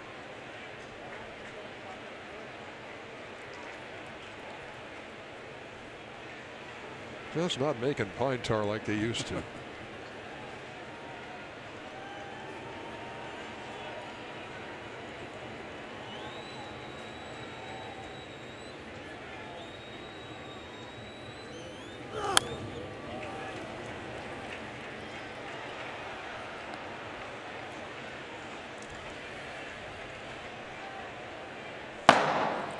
Brian Dunsing, the left-hander, hasn't appeared in either game. He has been up a time or two. Joe just protecting his interests in case Russell gets on. Maybe wants to hit for Quintana.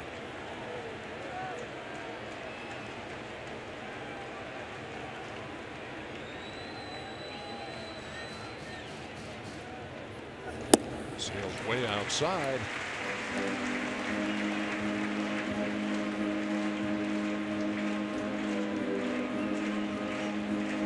Can't see it from here, but Max Scherzer does have a blue right eye and a brown left eye. Heterochromia is the condition.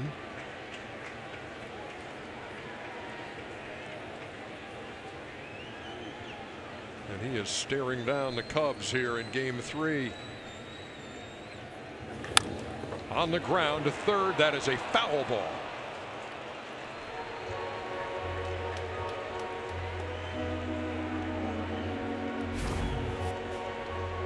Well, the ball off the bat of Russell. Real close play, but good call by the third base umpire, Will Little.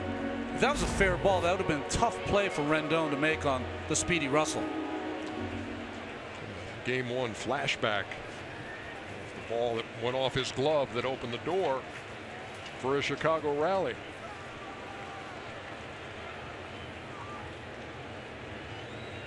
One ball, 2 strikes.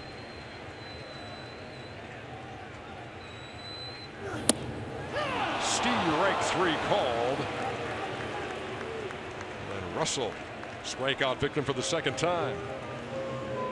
Bleacher Report teamed up with MLB to tell baseball's legendary stories like Xander Bogaerts' chickenpox tryout. Follow BR to watch all the MLB tall tales.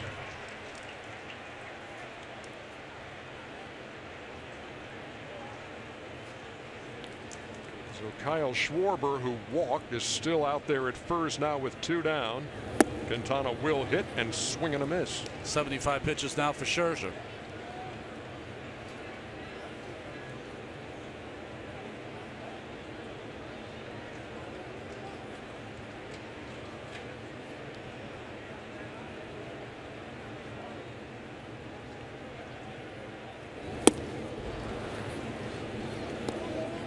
Struck Quintana out the first time, and he's ahead 0-2 here as we play in the bottom half of the 5th. And on base today, the Nationals are 0 for 6 and the Cubs are 0 for 5.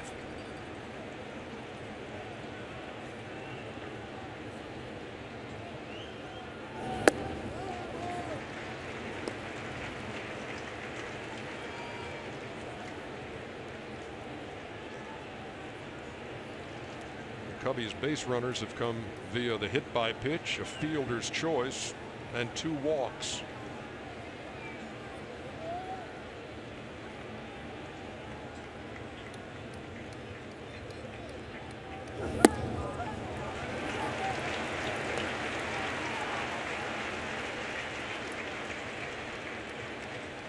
You never know when Archie Bradley's going to show up.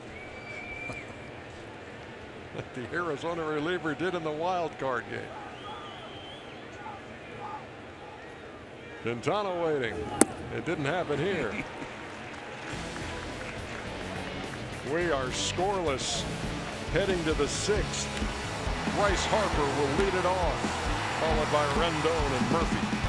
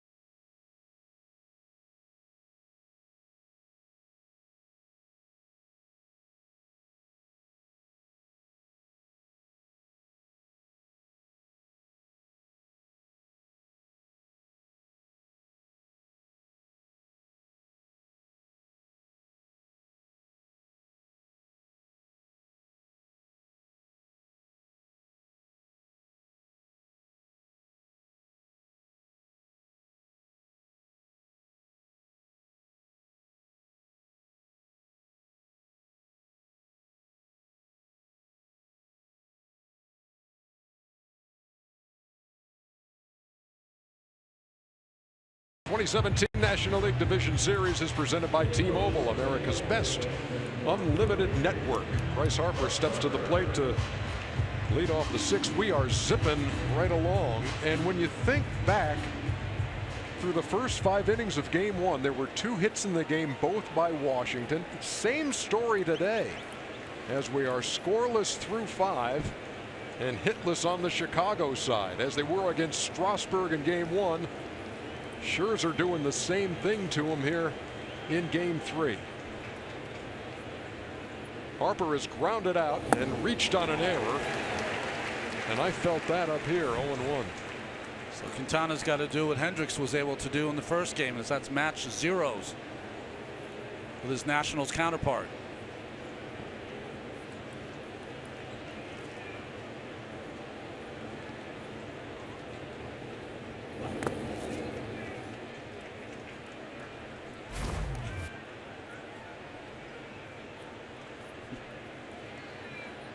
Scherzer with his catcher Matt Wieters, with his pitching coach Mike Maddox in between innings.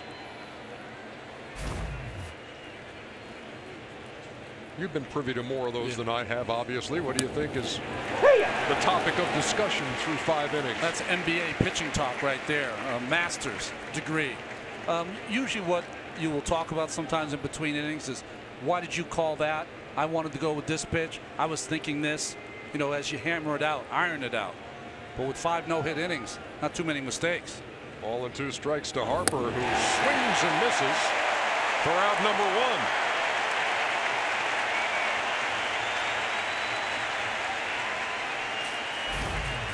Well, that's 4 strikeouts in a row for Quintana. Struck out the side in the 5th. Good breaking ball there. 7th strikeout for the left-hander as Rendon steps in.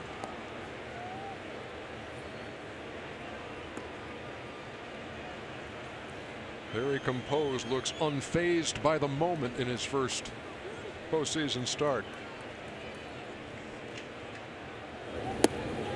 And a breaking pitch finds its mark, 0-1. Well, breaking pitch to Harper to strike him out. Another breaking pitch here. 3rd time through the lineup. Quintana going to that curveball.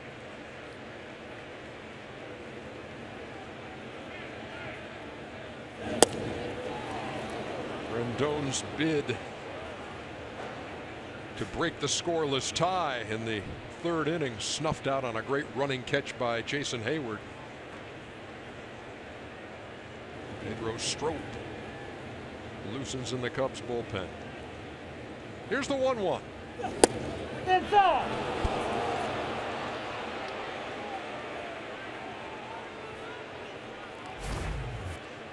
You can see just the body language of Contreras. He thought that was a strike. Good call by Culberth. That ball was in off the plate. Culberth has had a good day. Very little discussion back there.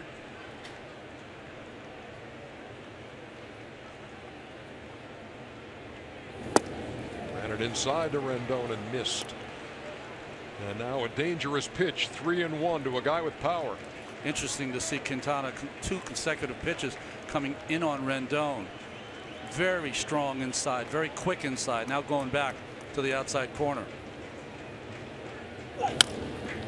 On the ground to 3rd. He's pretty automatic over there. 2 down.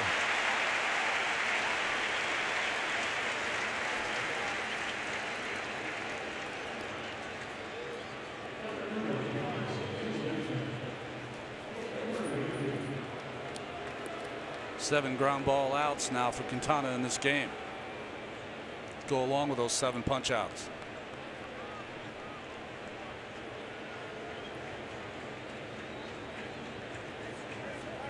Here's Murphy, rounded out, struck out to lead the 4th, lead off the 4th, and that from a guy who is known around baseball as one of the toughest guys to strike out. Real student of the hitting game, and his results show it.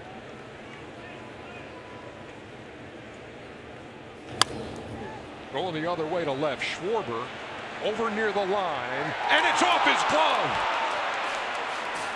And he kicks it around, and now Murphy is on his way to third.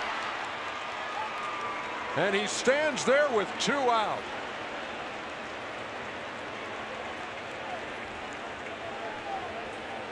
Schwarber's had defensive issues. That's no secret to anybody. This is a play you absolutely have to make. Well, with the wind rushing from right to left, I think what happened with Schwarber is that he tried to coast on this ball.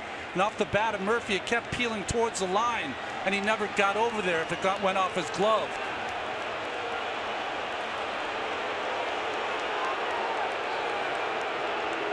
And then tries to field with his glove, slips out, and he kicks it into left center. 2 errors on 1 play. That second error allowing Murphy to go to third. Pedro's stroke comes on. Quintana deserved better.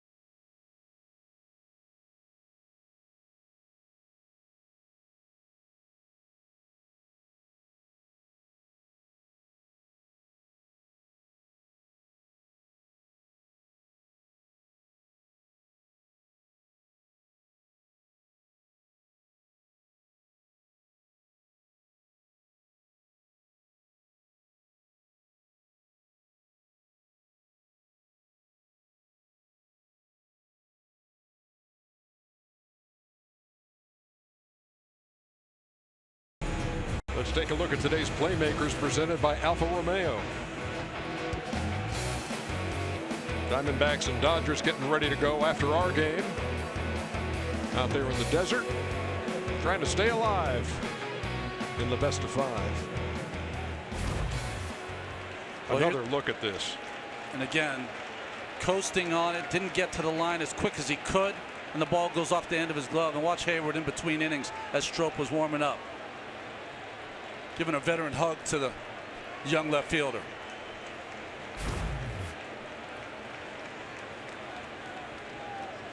So Strop in to face Ryan Zimmerman and try to pitch around the mistake that came here with 2 outs and almost hit him. You were talking before about how this game mirrors the first game. Well, it was an error by the Nationals that got the Cubs going. Here, an error by the Cubs. This Strop's numbers this year. In fact, 2 errors on that 1 play. One allowing Murphy to get on, the other allowing him to get to third. That's 4 errors on the day. You can't tempt fate too many times in a postseason game.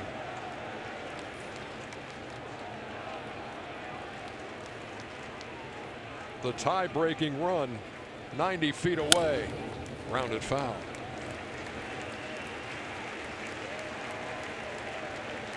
Zimmerman 3 for 10 off Strop. Strop this year 7 wild pitches.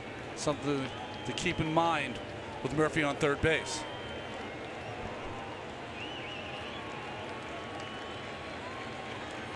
One ball, 1 strike. Strop appeared in game 2. Again here in game 3. Again to the gap in right center field. Nobody will get to this one. Zimmerman hustles into second. A run-scoring 2-out double here in the 6th.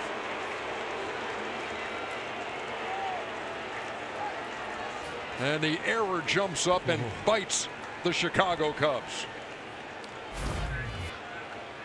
Well, Zimmerman does here what he's been doing all season long, driving in the big runs, and he makes the Cubs and Schwarber pay for that mistake. Finally, a ball in the gap that the Cubs can't catch up to.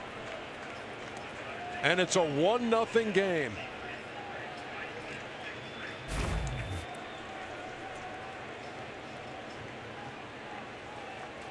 Here's Jason Worth.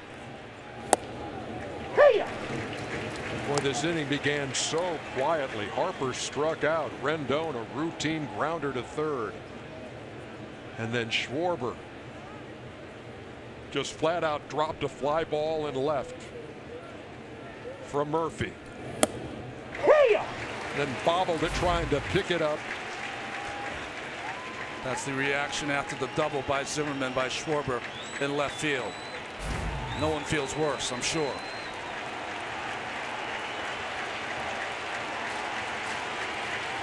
No balls and 2 strikes to Jason Worth, who sends this one in the air to right. Heyward ranging toward the line to make the play. But the scoreless tie is broken in the 6th with the help of shaky Chicago defense.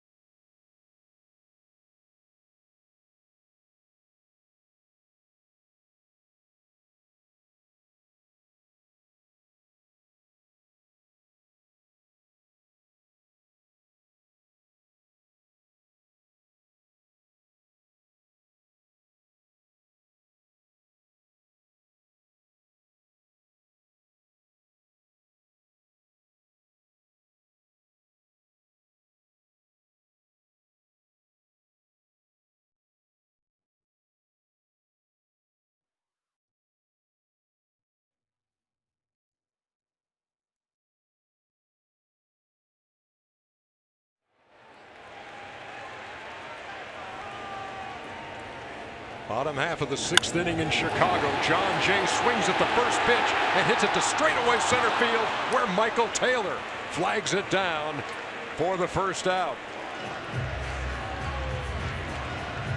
Boy, great hitting by John Jay. First pitch breaking ball from Scherzer, but even better play defensively by Michael A. Taylor.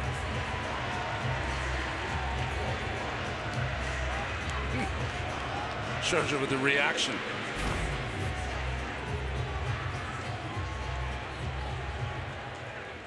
Chicago offense has been hamstrung by the Washington right-hander.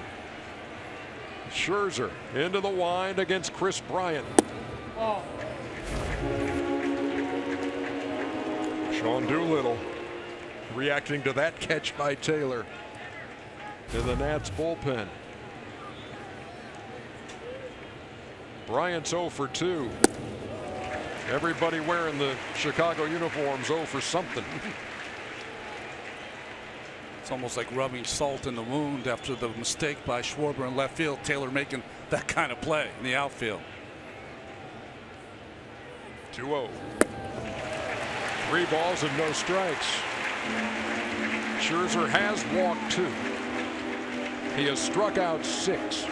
He's hit a batter. Swinging 3-0 here, probably for Bryant if he gets his pitch. Boy, right on the corner. Field and Culberth barked it out behind the plate. Kyle Schwarber, who's 2 out. Error in the top half of this inning. Paved the way for the game's only run. Now Bryant represents the tying run at first as Rizzo comes to the plate. Statcast provided by Amazon Web Services. You know, it says catch probability 82%, but boy, that play in the major leagues has got to be caught every single time.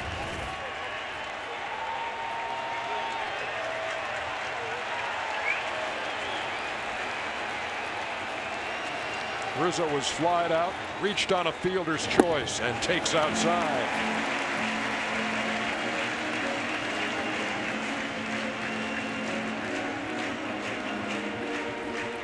Scherzer now 86 pitches. Sam Ryan told us before 100 might be his mark, despite the results so far.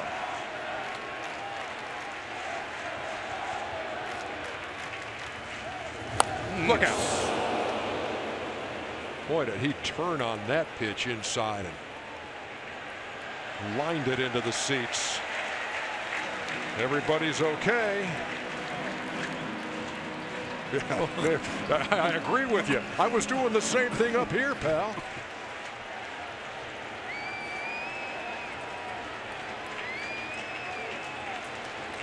Ball and a strike to Rizzo.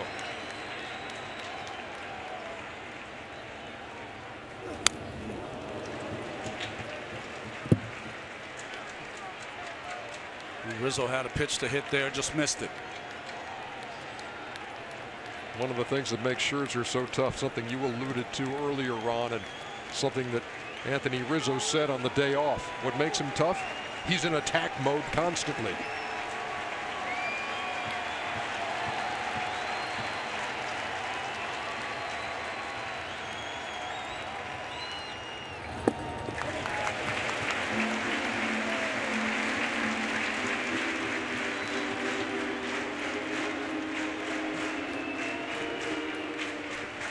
Sammy Solis worked in game 2. It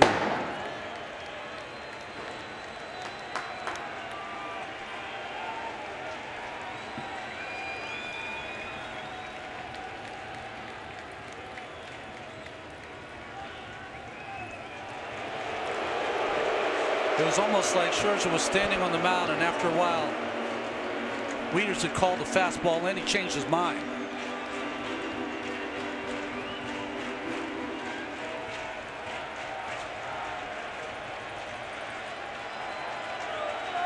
Let's see if Wieters changes his.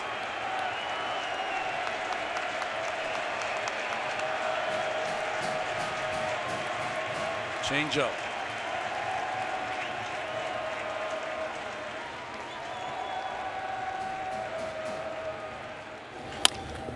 Right back up the middle. That'll be an easy double play. And it gets the Washington Nationals out of that, still hitless for the Cubs.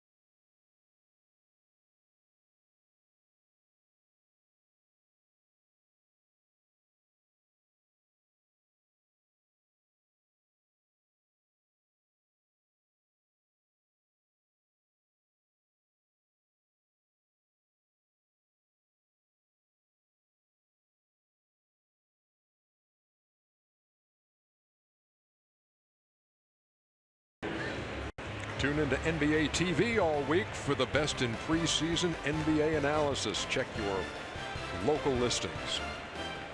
Ron, do you find yourself checking your local listings quite a bit? Not as much as I used to, Ern.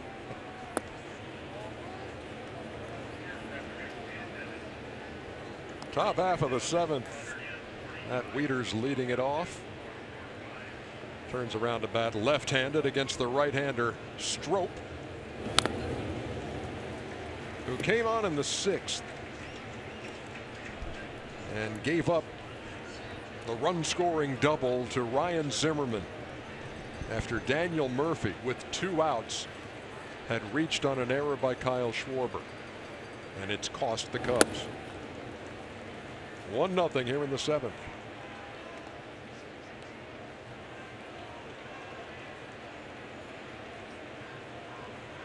Wieters still hunting that first hit of this series. He did hit the ball in the 4th in the gap that John Jay flagged down to keep the game scoreless at the time. There's been 3 balls hit by the Nationals in the gap. Only Zimmerman's found some grass. Able to elude Heyward and Jay. Dunsing continues to loosen. Wieters reaches out, slaps it to first. Strop gets over there, 1 down.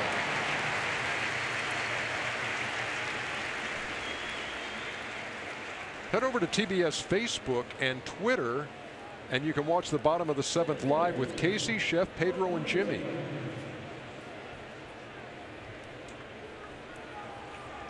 We won't get ticked. I know. Are you going to take that personally? Yes. It's a little.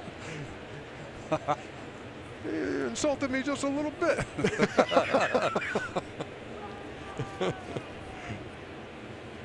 Here's Michael A. Taylor.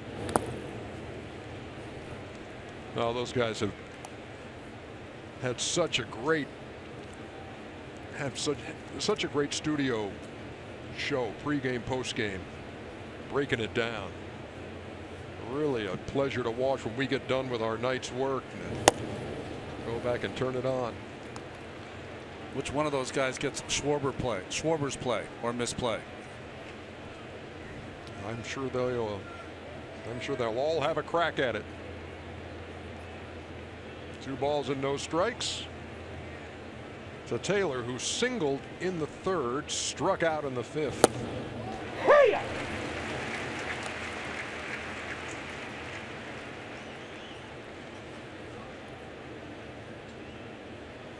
Brett Hall down there. Max Scherzer waiting on deck.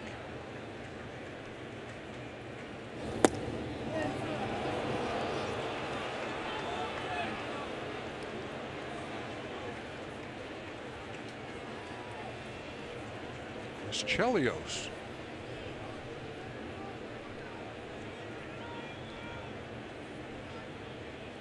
It's the place to be in Chicago today. Grounded sharply. Look at that play by Addison Russell. And he threw him out. How about that leather?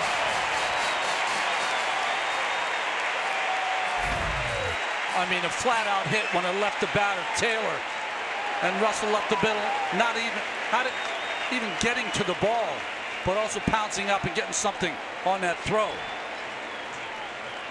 The athleticism for the middle infield is for the Cubs so good. 3 Blue Star plays defensively for the Cubs. Scherzer slaps it to first. Rizzo to Strop.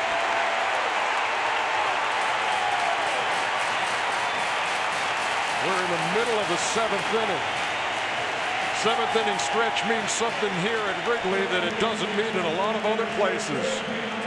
And you're in for a treat.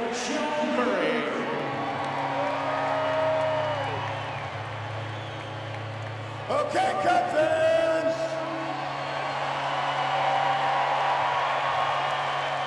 We need 1 to tie it and 2 to win it. Let's get it. Come on, it's a Chamber of Commerce day. We want to be playing what's still snowing out here. A 1,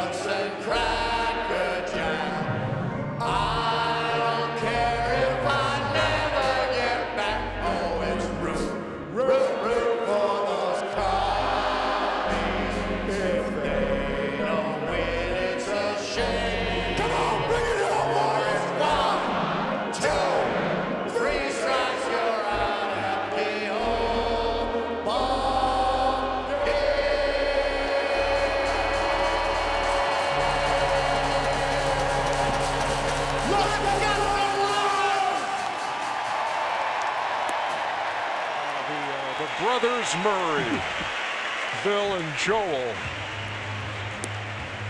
trying to get something started here for the Cubs as they head to the bottom half of the 7th inning, and we go inside the booth, presented by Vizio. Well, the major storyline going into Game 3 was, okay, Max Scherzer, how effective can he be? How close to sound is he physically? And he hasn't allowed a hit as he goes to work here in the bottom half of the 7th inning. I mean, every pitcher in baseball is trying to pull a hammy right now to be as effective as Max has been in this game. But the game right now is not known for his no-hit innings. It's known for the misplay by Kyle Schwarber in left field. There have been 3 sparkling plays defensively by Chicago, but that ball near the line, which should have been caught, went off the glove of Schwarber, who was charged with 2 errors on that play. One allowing Murphy to get on, another allowing him to get to third, where he trotted home as Zimmerman doubled to the gap in right center field. Today's game summary presented by Geico. You know, Ernie, this is a game of second chances, though, and Schwarber was out there, and he'll be third up in this inning with a chance to do some damage. Maybe a tone.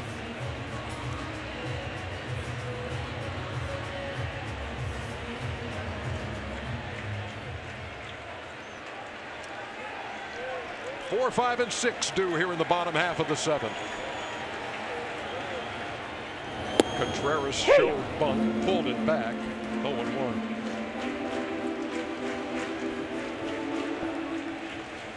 "91 pitches for Max Scherzer.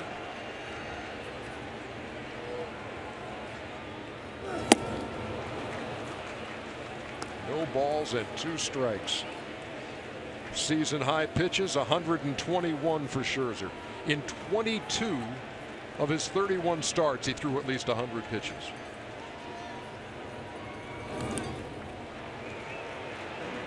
That one hit well in front of the plate. Got a piece of the home plate umpire field in Culbreth. There's Strasburg, who knows the feeling of a well-pitched game. And the pain of the unearned run. That's right. As Quintana does today. 5 2/3 no-hit innings in Game 1 for Strasburg. And 6 no-hit innings for Scherzer, his longest no-hit bid in the postseason.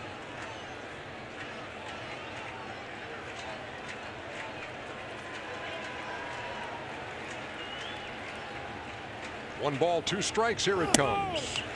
Stays high, 2-2. With Sammy Solis and Kinsler up in the bullpen, which really tips Dusty Baker's hand on what he's going to do with Max at some point. We've seen this happen in the regular season. Pitchers taken out when they have a no-hitter going. This might be the first time you see it in the postseason. Contreras stays alive as he fouls that one away. He's fouled out to third. He walked in the 4th.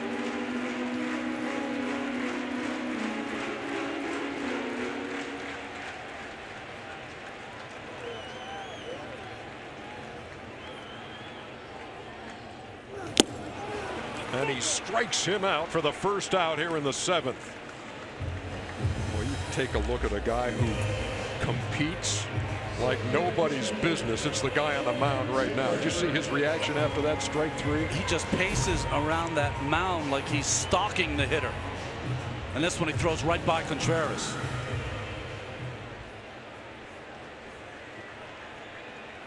When he strikes you out, he'd take a long walk around that infield. That was TBS Total Motion presented by Progressive, and this is Ben Zobrist, who's 0 for 2.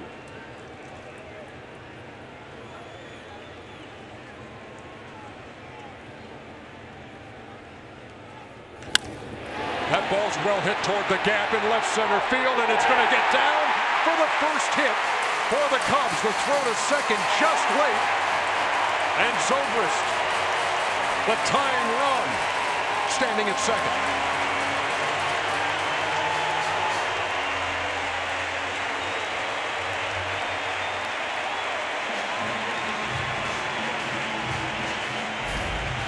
Boy, Zobrist always seems to get big hits in the postseason. Doesn't matter what uniform he's wearing. And that first one, a double that one hops that wall in left field, digging for 2. Yeah, had to put his head down and go to beat that throw. Dusty Baker's on his way out. Kyle Schwarber is due. We've seen Solis, the left-hander, warming up. And here's the discussion. I personally don't think there should be a discussion here. Schwarber up, I would bring in Solis. But it seems like Dusty Baker's having a discussion with him, seeing if he's all right, 100%, asking his catcher Wieters, what do you think? And he goes to the bullpen. I think it's the right move.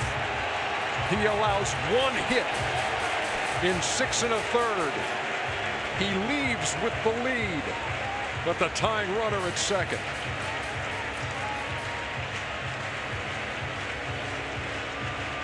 Solis on his way in.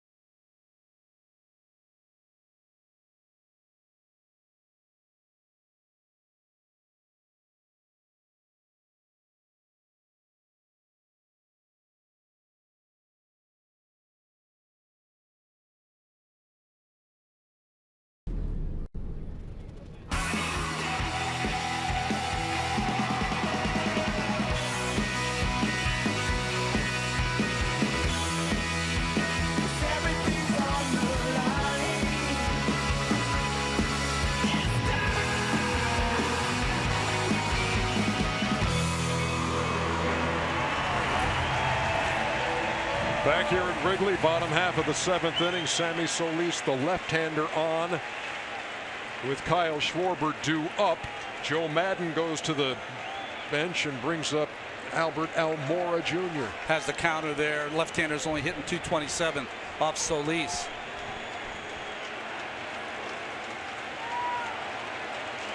The tying run standing out there at second. It's Ben Zobrist who doubled.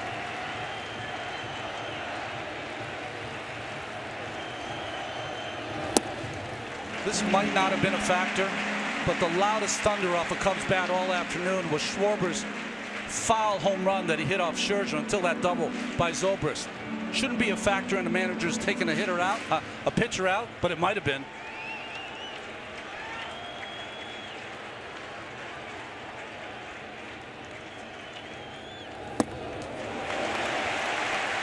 Missed again. 2-0. Solis appeared in game 2. Faced 2 hitters, struck out Heyward, out John Jay on a liner to left. Here he faces Almora with the tying run at second.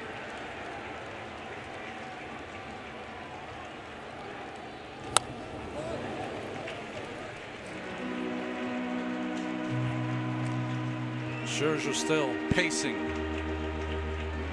even in the dugout. Well, you've been there.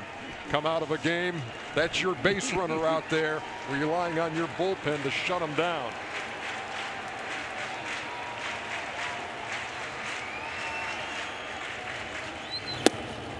A Strike to Almora, 2-2. Scherzer hadn't tweaked his hammy. He would still be in this ball game.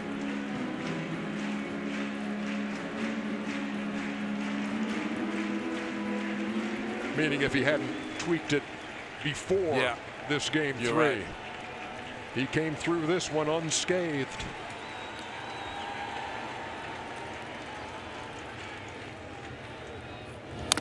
Breaking pitch, stayed alive. Well, Mora Jr. has been money for Madden and the Cubs this year, pinch hitting. 10 pinch hit RBIs. No one rooting harder for Albert Mora Jr. than Kyle Schwarber.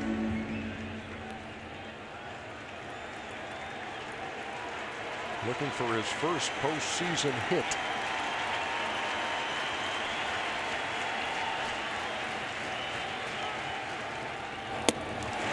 He went 0 for 10 in the 16 postseason. He did score the go-ahead run on the Ben Zobrist double in Game 7. Now he's trying to knock in Zobrist, who doubled with 1 out here in the 7th of Game 3. 3 balls and 2 strikes. Big spot. Line drive. Base hit left center field. Zobrist around third. They're going to wave him, and we are tied.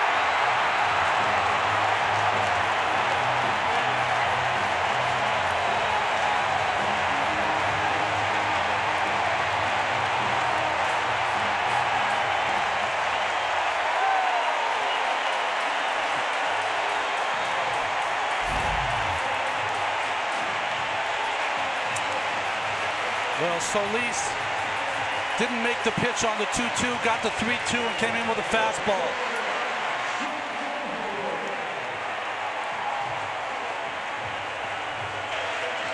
It's Dusty's reaction for his move. And no one more invested than Schwarber. They may have this guy sing again this inning. Cubs have tied it. Here's Heyward.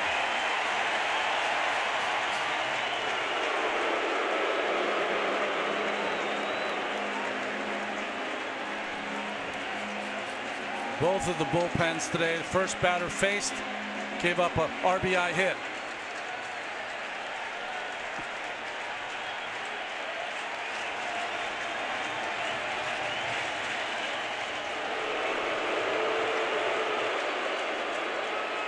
What a time for Albert Almora's first career postseason hit.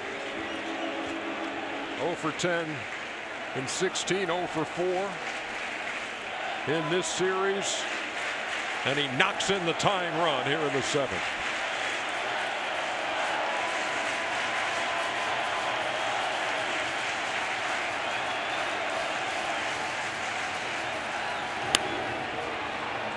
Now the left side, not a play.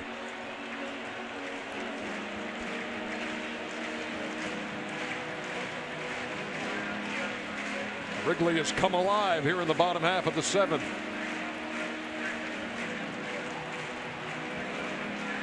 They finally got a hit off Scherzer. Dusty Baker lifted him. Sammy Solis gave up the run-scoring single to Albert Almora.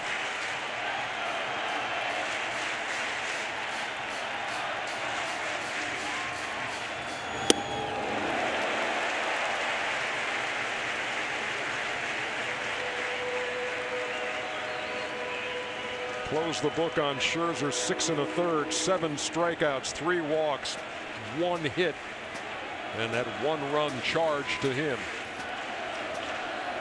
Solis has got to keep an eye on Almora Jr. Never allowed a stolen base in his career. Into left field, that's going to fall for a hit. They're at first and second with 1 out. Heyward's first hit of the series.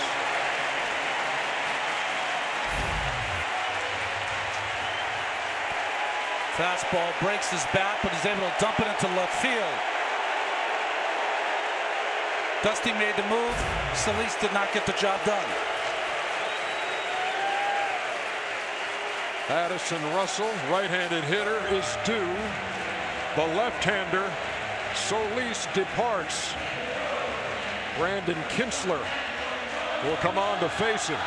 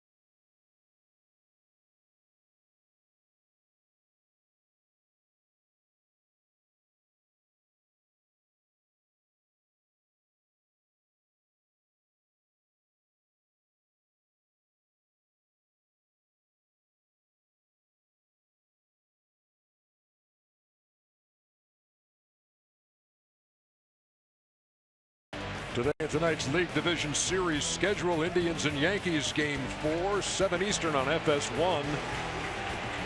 And I'll be tuning in to watch Brian Anderson and Dennis Eckersley and Joe Simpson call the Dodgers and the Diamondbacks Game 3.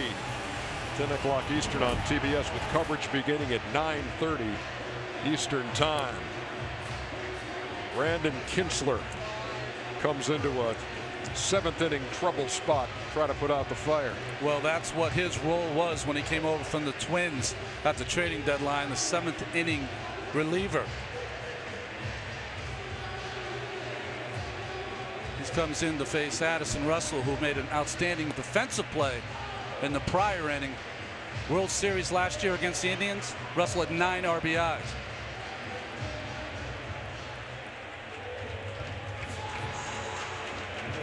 He pitched the 9th inning of Game 1. Struck out 1. Hit a batter. Got a double play ball. He walks into a situation here with runners at first and second in a tie game. And Addison Russell, who was struck out twice at the plate.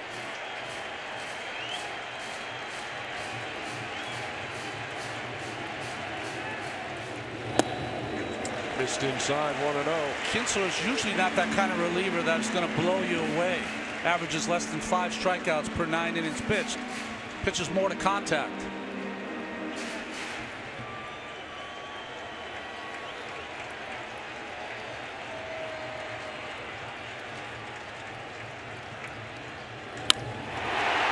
In the gap to right center field. Taylor over, makes the play. They're going to turn this into a double play. Throw back to first, and they got him. Huge defensive play by the Washington Nationals. Taylor, with his speed, makes the catch. And they turn it into a double play. Whoa, what an inning.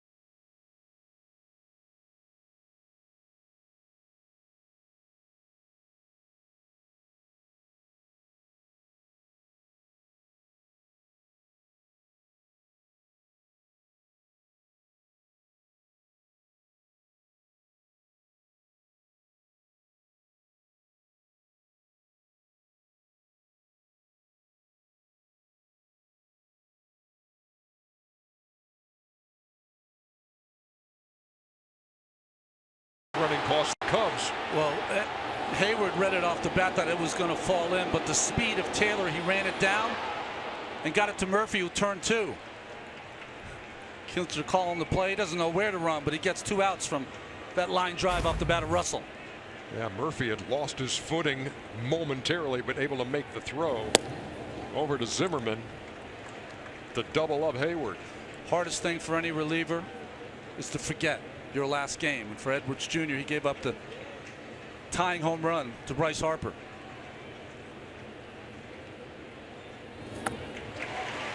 Trey Turner leading it off in the 8th. 0 for 3 with a strikeout.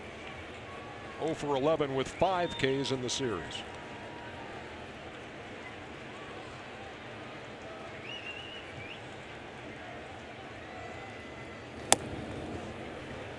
The corners are pinched in with Rizzo and Bryant, but it's not part of Turner's game. As you see, Almora Jr. in center field.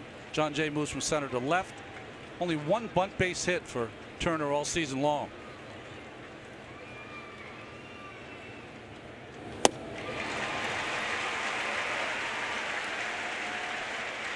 Threw it past him at 95. Edwards has appeared in all 3 games now in this series.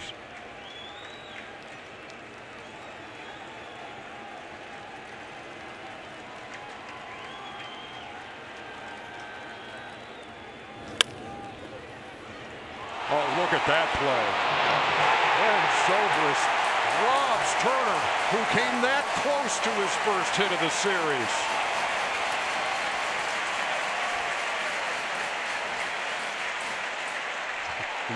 Don't you love the intensity? Watch Ben Zobrist after he makes this diving play. What a play by Zobrist to his left. Turner has so much speed. Not only do you have to catch, you got to get up quickly and put something on the throw.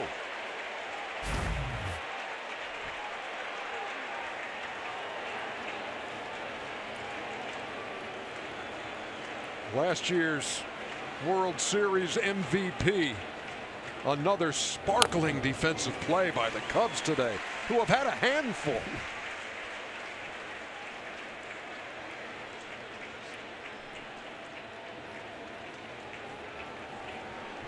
They're having a great defensive day, despite having 4 errors. Which is hard to believe. Exactly.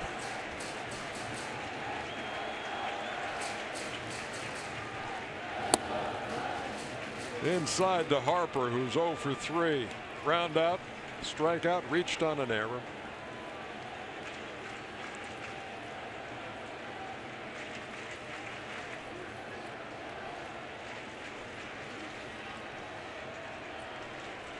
Carl Edwards Jr. into the line.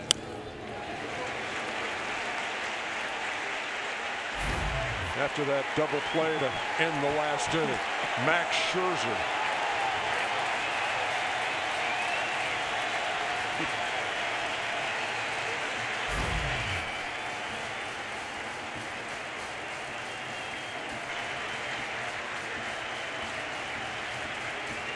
One ball, 2 strikes. Harper takes upstairs. Well, Edwards Jr. has had a great year this year, but against Washington, if you include Harper's 2-run home run in the postseason, he's given up 11 runs and 3 home runs in 4 2/3 innings pitched.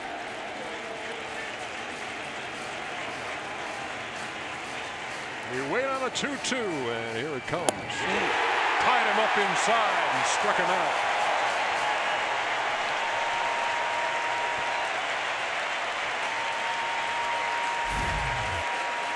Well, he wasn't going to counter with another curveball, so cut that fastball inside and watch the reaction from Contreras. Called for it and delivered by Edwards.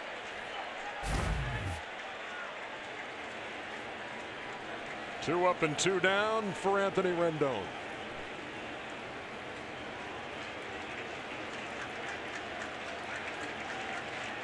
Oh for 3.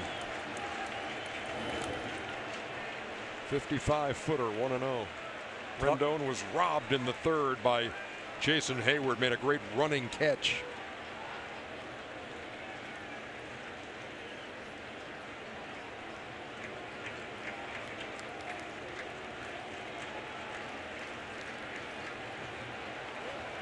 Zobrist has made an error, but also made a sparkling stop. Russell had a blue star play. Man, what a game 3. Way upstairs. 2-0. Talked about those 3 home runs that Edwards has given up against the Nationals. Rendon has one of those.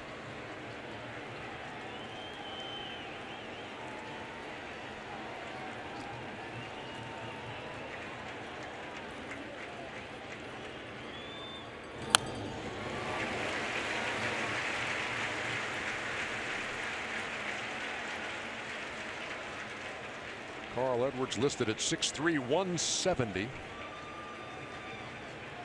26-year-old who was once upon a time the 48th round pick of the Texas Rangers in 2011. They don't always have to be the most sought after guy. Well hit on the ground to short.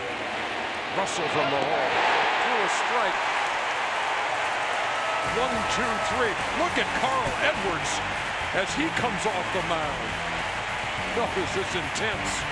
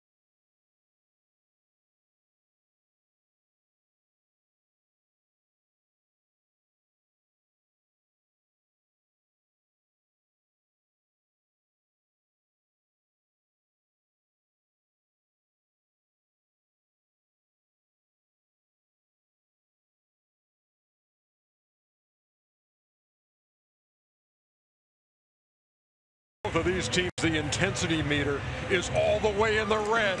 Look at Carl Edwards after that third out. Carl Edwards Jr., known as mild-mannered before this game today.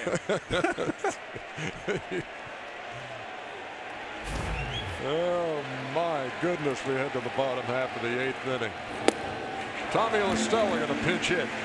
First appearance of this series. 9 for 31 this season for La Stella, pinch hitting.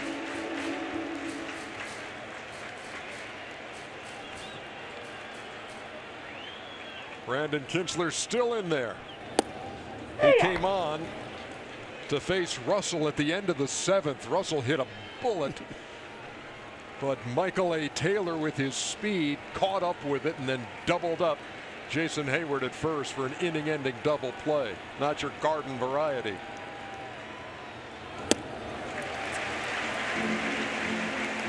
Well, La Stella's the perfect man for this spot. You saw his on-base percentage, 389 this year. He's got a good eye, 9 for 31 pinch hitting, got a little bit of pop too.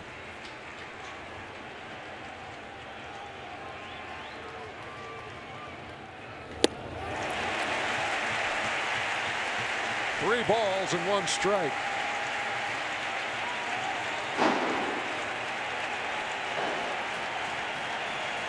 Oliver Perez, Ryan Madsen.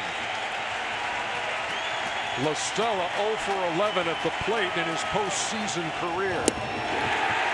Draws a walk.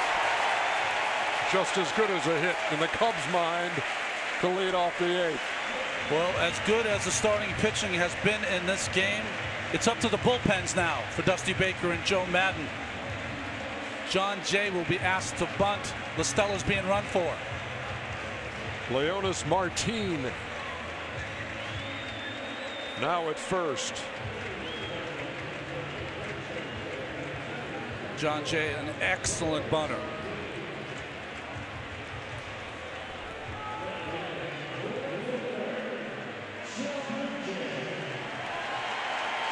Jay was hit by a pitch in the fourth inning. Also grounded out, flied out to center.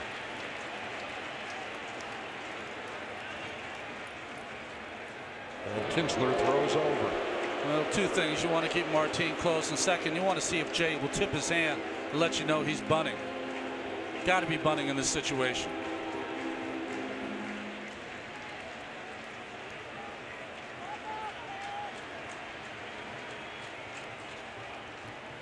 Squares and lays it down up toward first. Mission accomplished. Martin to second. The tie-breaking run. Boy, just picture perfect from John Jay. Mr. Fundamentals. Right person at the right time up at the plate.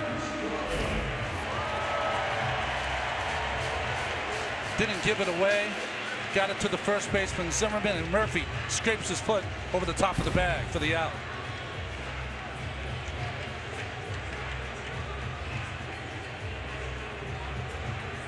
Mike Maddox on his way to the mound with the go-ahead run at second. And Chris Bryant, reigning MVP, due up. Well, I think, Maddox, what you'd be telling your pitcher Kinsler here is, listen, the MVP is up. Be careful. You got a base open. You don't want to pitch completely around him, but don't give in to him either. Kinsler knows that. I think Maddox is just out there to remind him. And then Rizzo in the on-deck circle, and we saw Perez, the left-hander, warming up. Rizzo's 3 for 3 with runners in scoring position this series.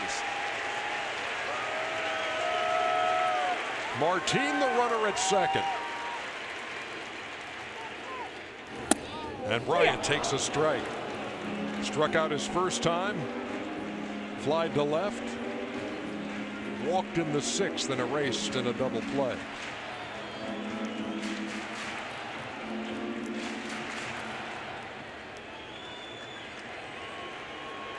So much hanging with every pitch. Kinsler will wait before he delivers this one. Well, you see Murphy's trying to keep Martin close to the bag, give his outfielders a shot if Bryant has a base hit. Martin running for La Stella, who walked to start the inning. Murphy trying to keep him close at second. Oh, what a cut. Two fastballs perfectly placed by Kinsler inside.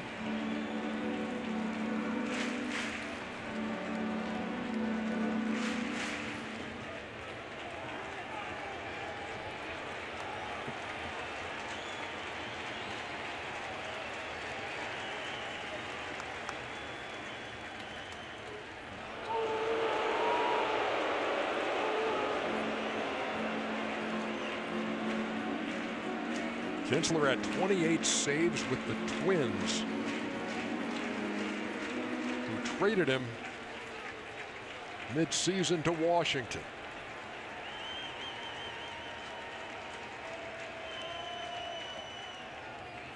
He's staring down Martin and comes to the plate and misses.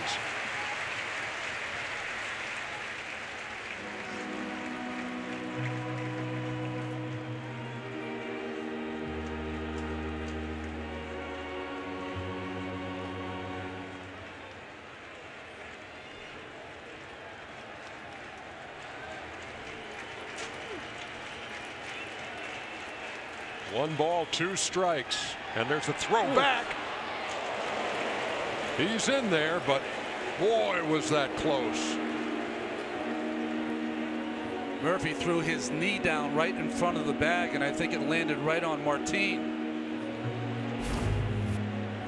There's the pickoff throw. Look at the right knee of Murphy. It's down in front of the bag, but Martin just got his right hand in between the legs of Murphy. Ball beat him there, but Martin got the hand in.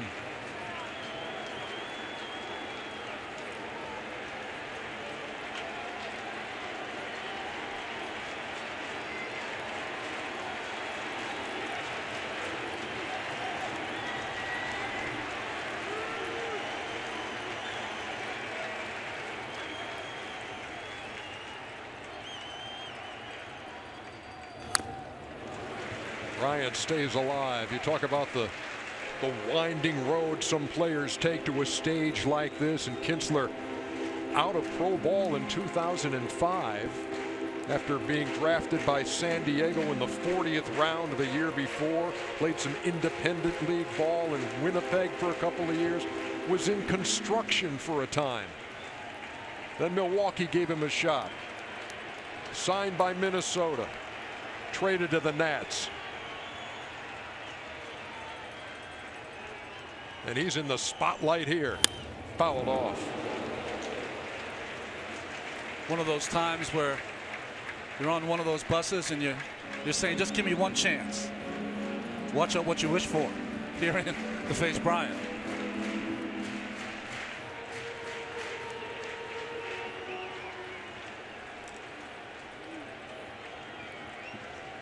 See, everything is down and in, just trying to take the long arms of Bryant out of it.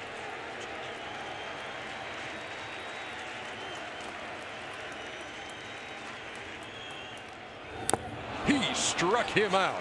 Foul tip into the mitt of Matt Wieters. 2 down.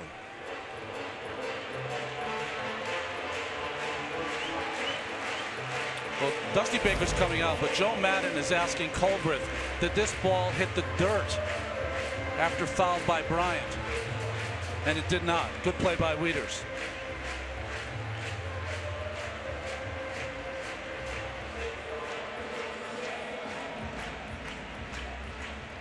Into the mitt. You did see some dirt fly up, but that was the mitt. That's a strikeout. That's 2 down. And it's going to bring another pitching change with Rizzo coming to the plate.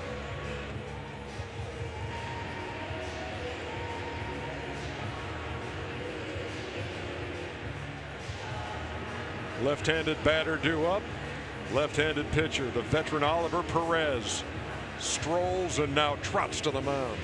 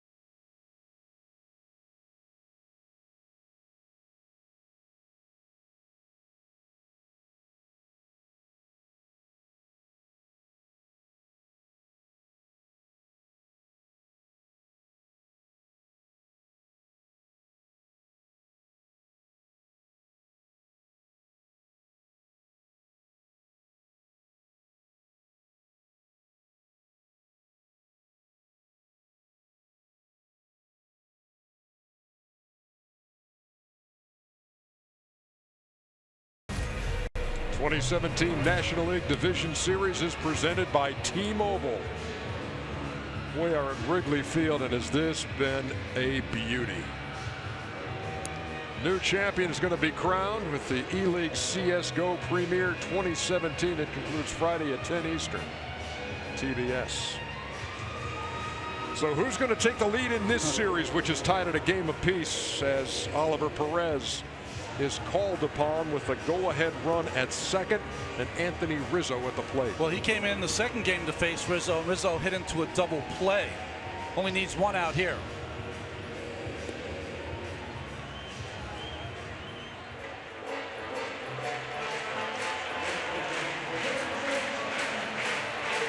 His last 5 at-bats against Oliver Perez, Rizzo has 2 home runs.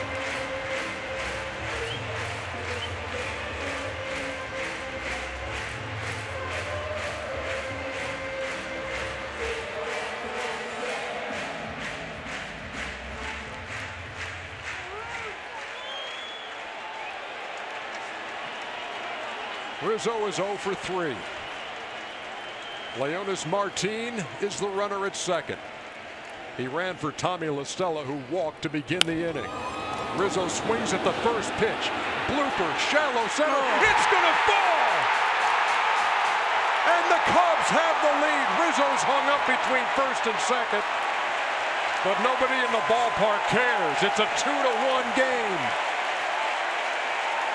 A blooper into left center that breaks the tie.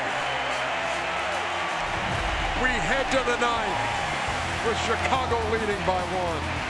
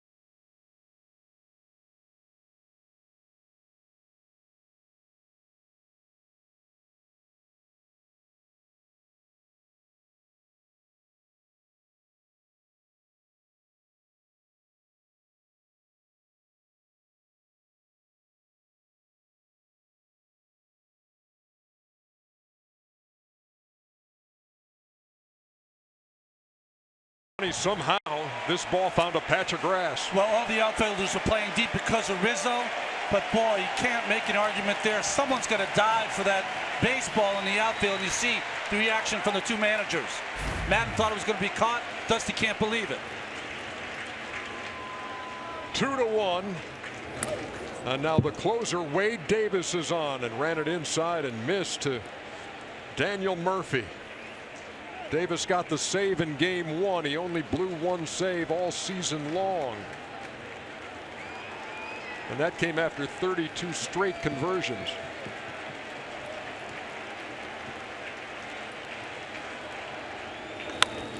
Murphy yanks that one well foul. He has scored the only Washington run here in game 3. Ben Zobrist is the new left fielder.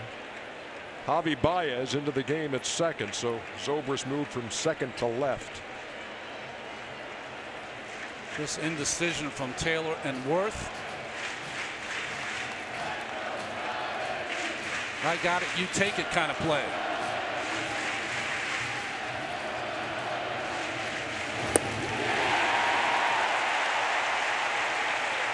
Davis's ERA in the postseason, 0.32. Murphy, Zimmerman, and Worth here in the 9th for Washington, needing a run to tie.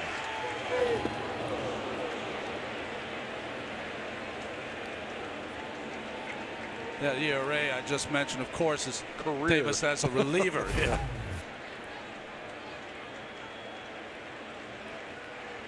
That one he couldn't go down for. It hit so far in front of the plate. In game 1 of this series, in the 9th, Davis retired. Murphy, Zimmerman, and Worth.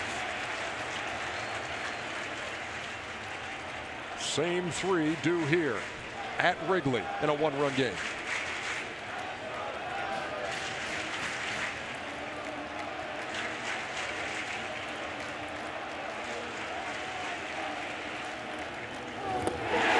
Murphy waved at it. They'll throw down to first to complete the strikeout.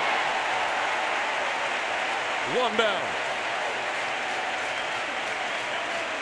Doubled up on that breaking ball. Confidence in his catcher to block it. Murphy swinging through it, and then Contreras tried to throw the ball through Rizzo's glove. Great block. 2 in a row for Contreras.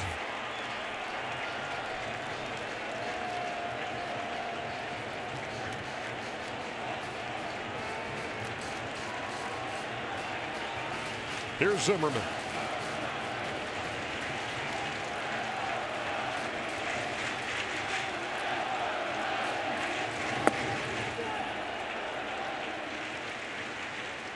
Zimmerman had the big hit to put the Nationals ahead. Can he get a big hit here? Keep this game going.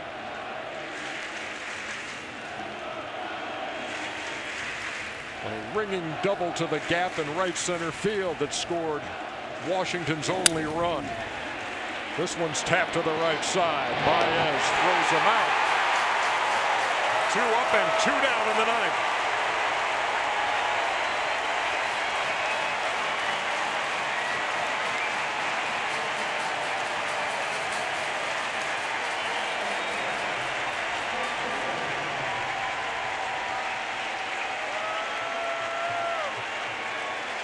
Kyle Schwarber, whose error paved the way to the first Washington run, while Max Scherzer was working on a no-hitter.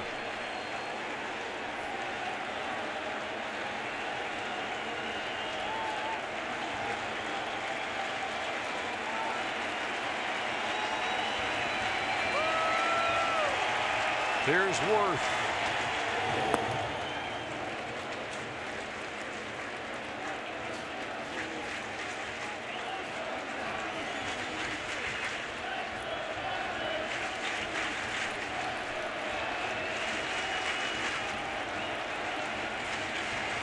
Adam Lind has a bat. He would pinch hit for Matt Wieters. Dusty Baker's best option off the bench. Guy with power.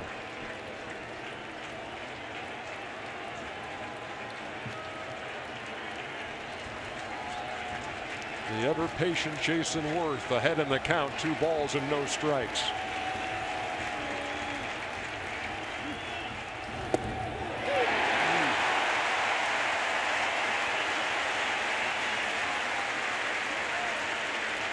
Ward thought that pitch was up. Called a strike by Colbert.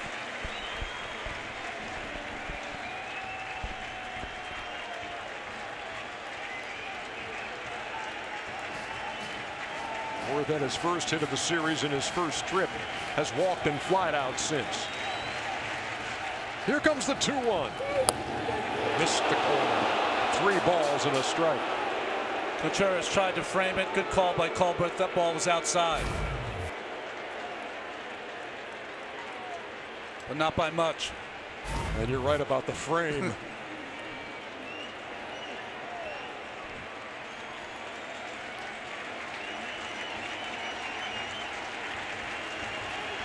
Two out, nobody on, 3-1 count.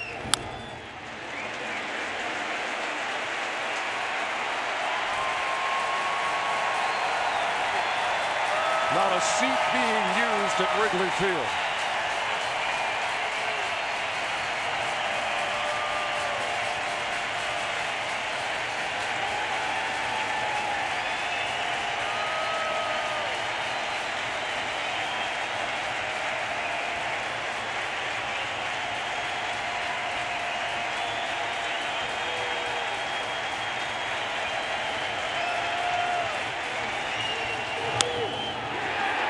In the air, behind first, Rizzo. And the Cubs have taken Game 3. They lead the series 2-1.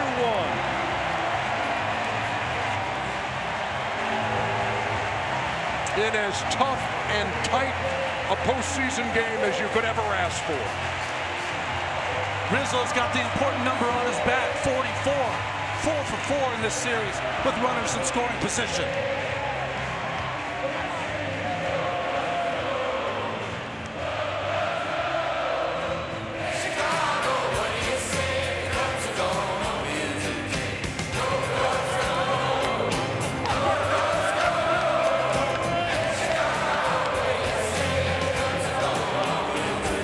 They know how to celebrate a victory here at Wrigley. They fly the W. They sing in unison. And they walk off the field 1 win away from the National League Championship Series. I don't know how you get a tighter game than this one. Well, Bill Murray sung in the 7th inning. He implored the Cubs to score 2. They did.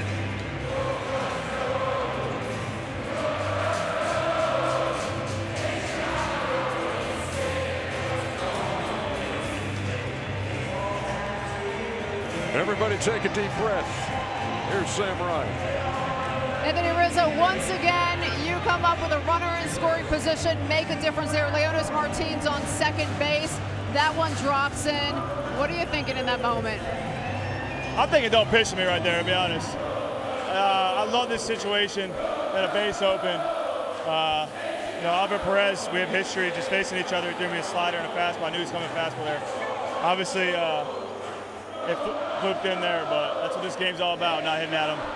Those situations I love being up in. It's my job as a drive in runs, and came through there. Yeah, and it shows because already the Cubs franchise leader in runs batted in the postseason. You add to that total, we saw some defensive gems in this one as well. You see Taylor in this one. Talk about the play turn by Addison and your flexibility at first base. I mean, he's so quick. He's so fast. You know, a lot of guys make that play and they just stay on the ground. He gets up and makes a good throw. Zobrist, John Jay, Heyward, you know, it's a complete game. Scherzer, you know, is near perfect on us, and you know, we just got to wait them out, and we did a good job at it, and the boys did a good job coming together and picking up shorts there. Once again, starting pitching key in this one. So Jake goes tomorrow. You guys are up 2-1, a chance to close it out at home with Jake on the mound. How does that sound for you guys?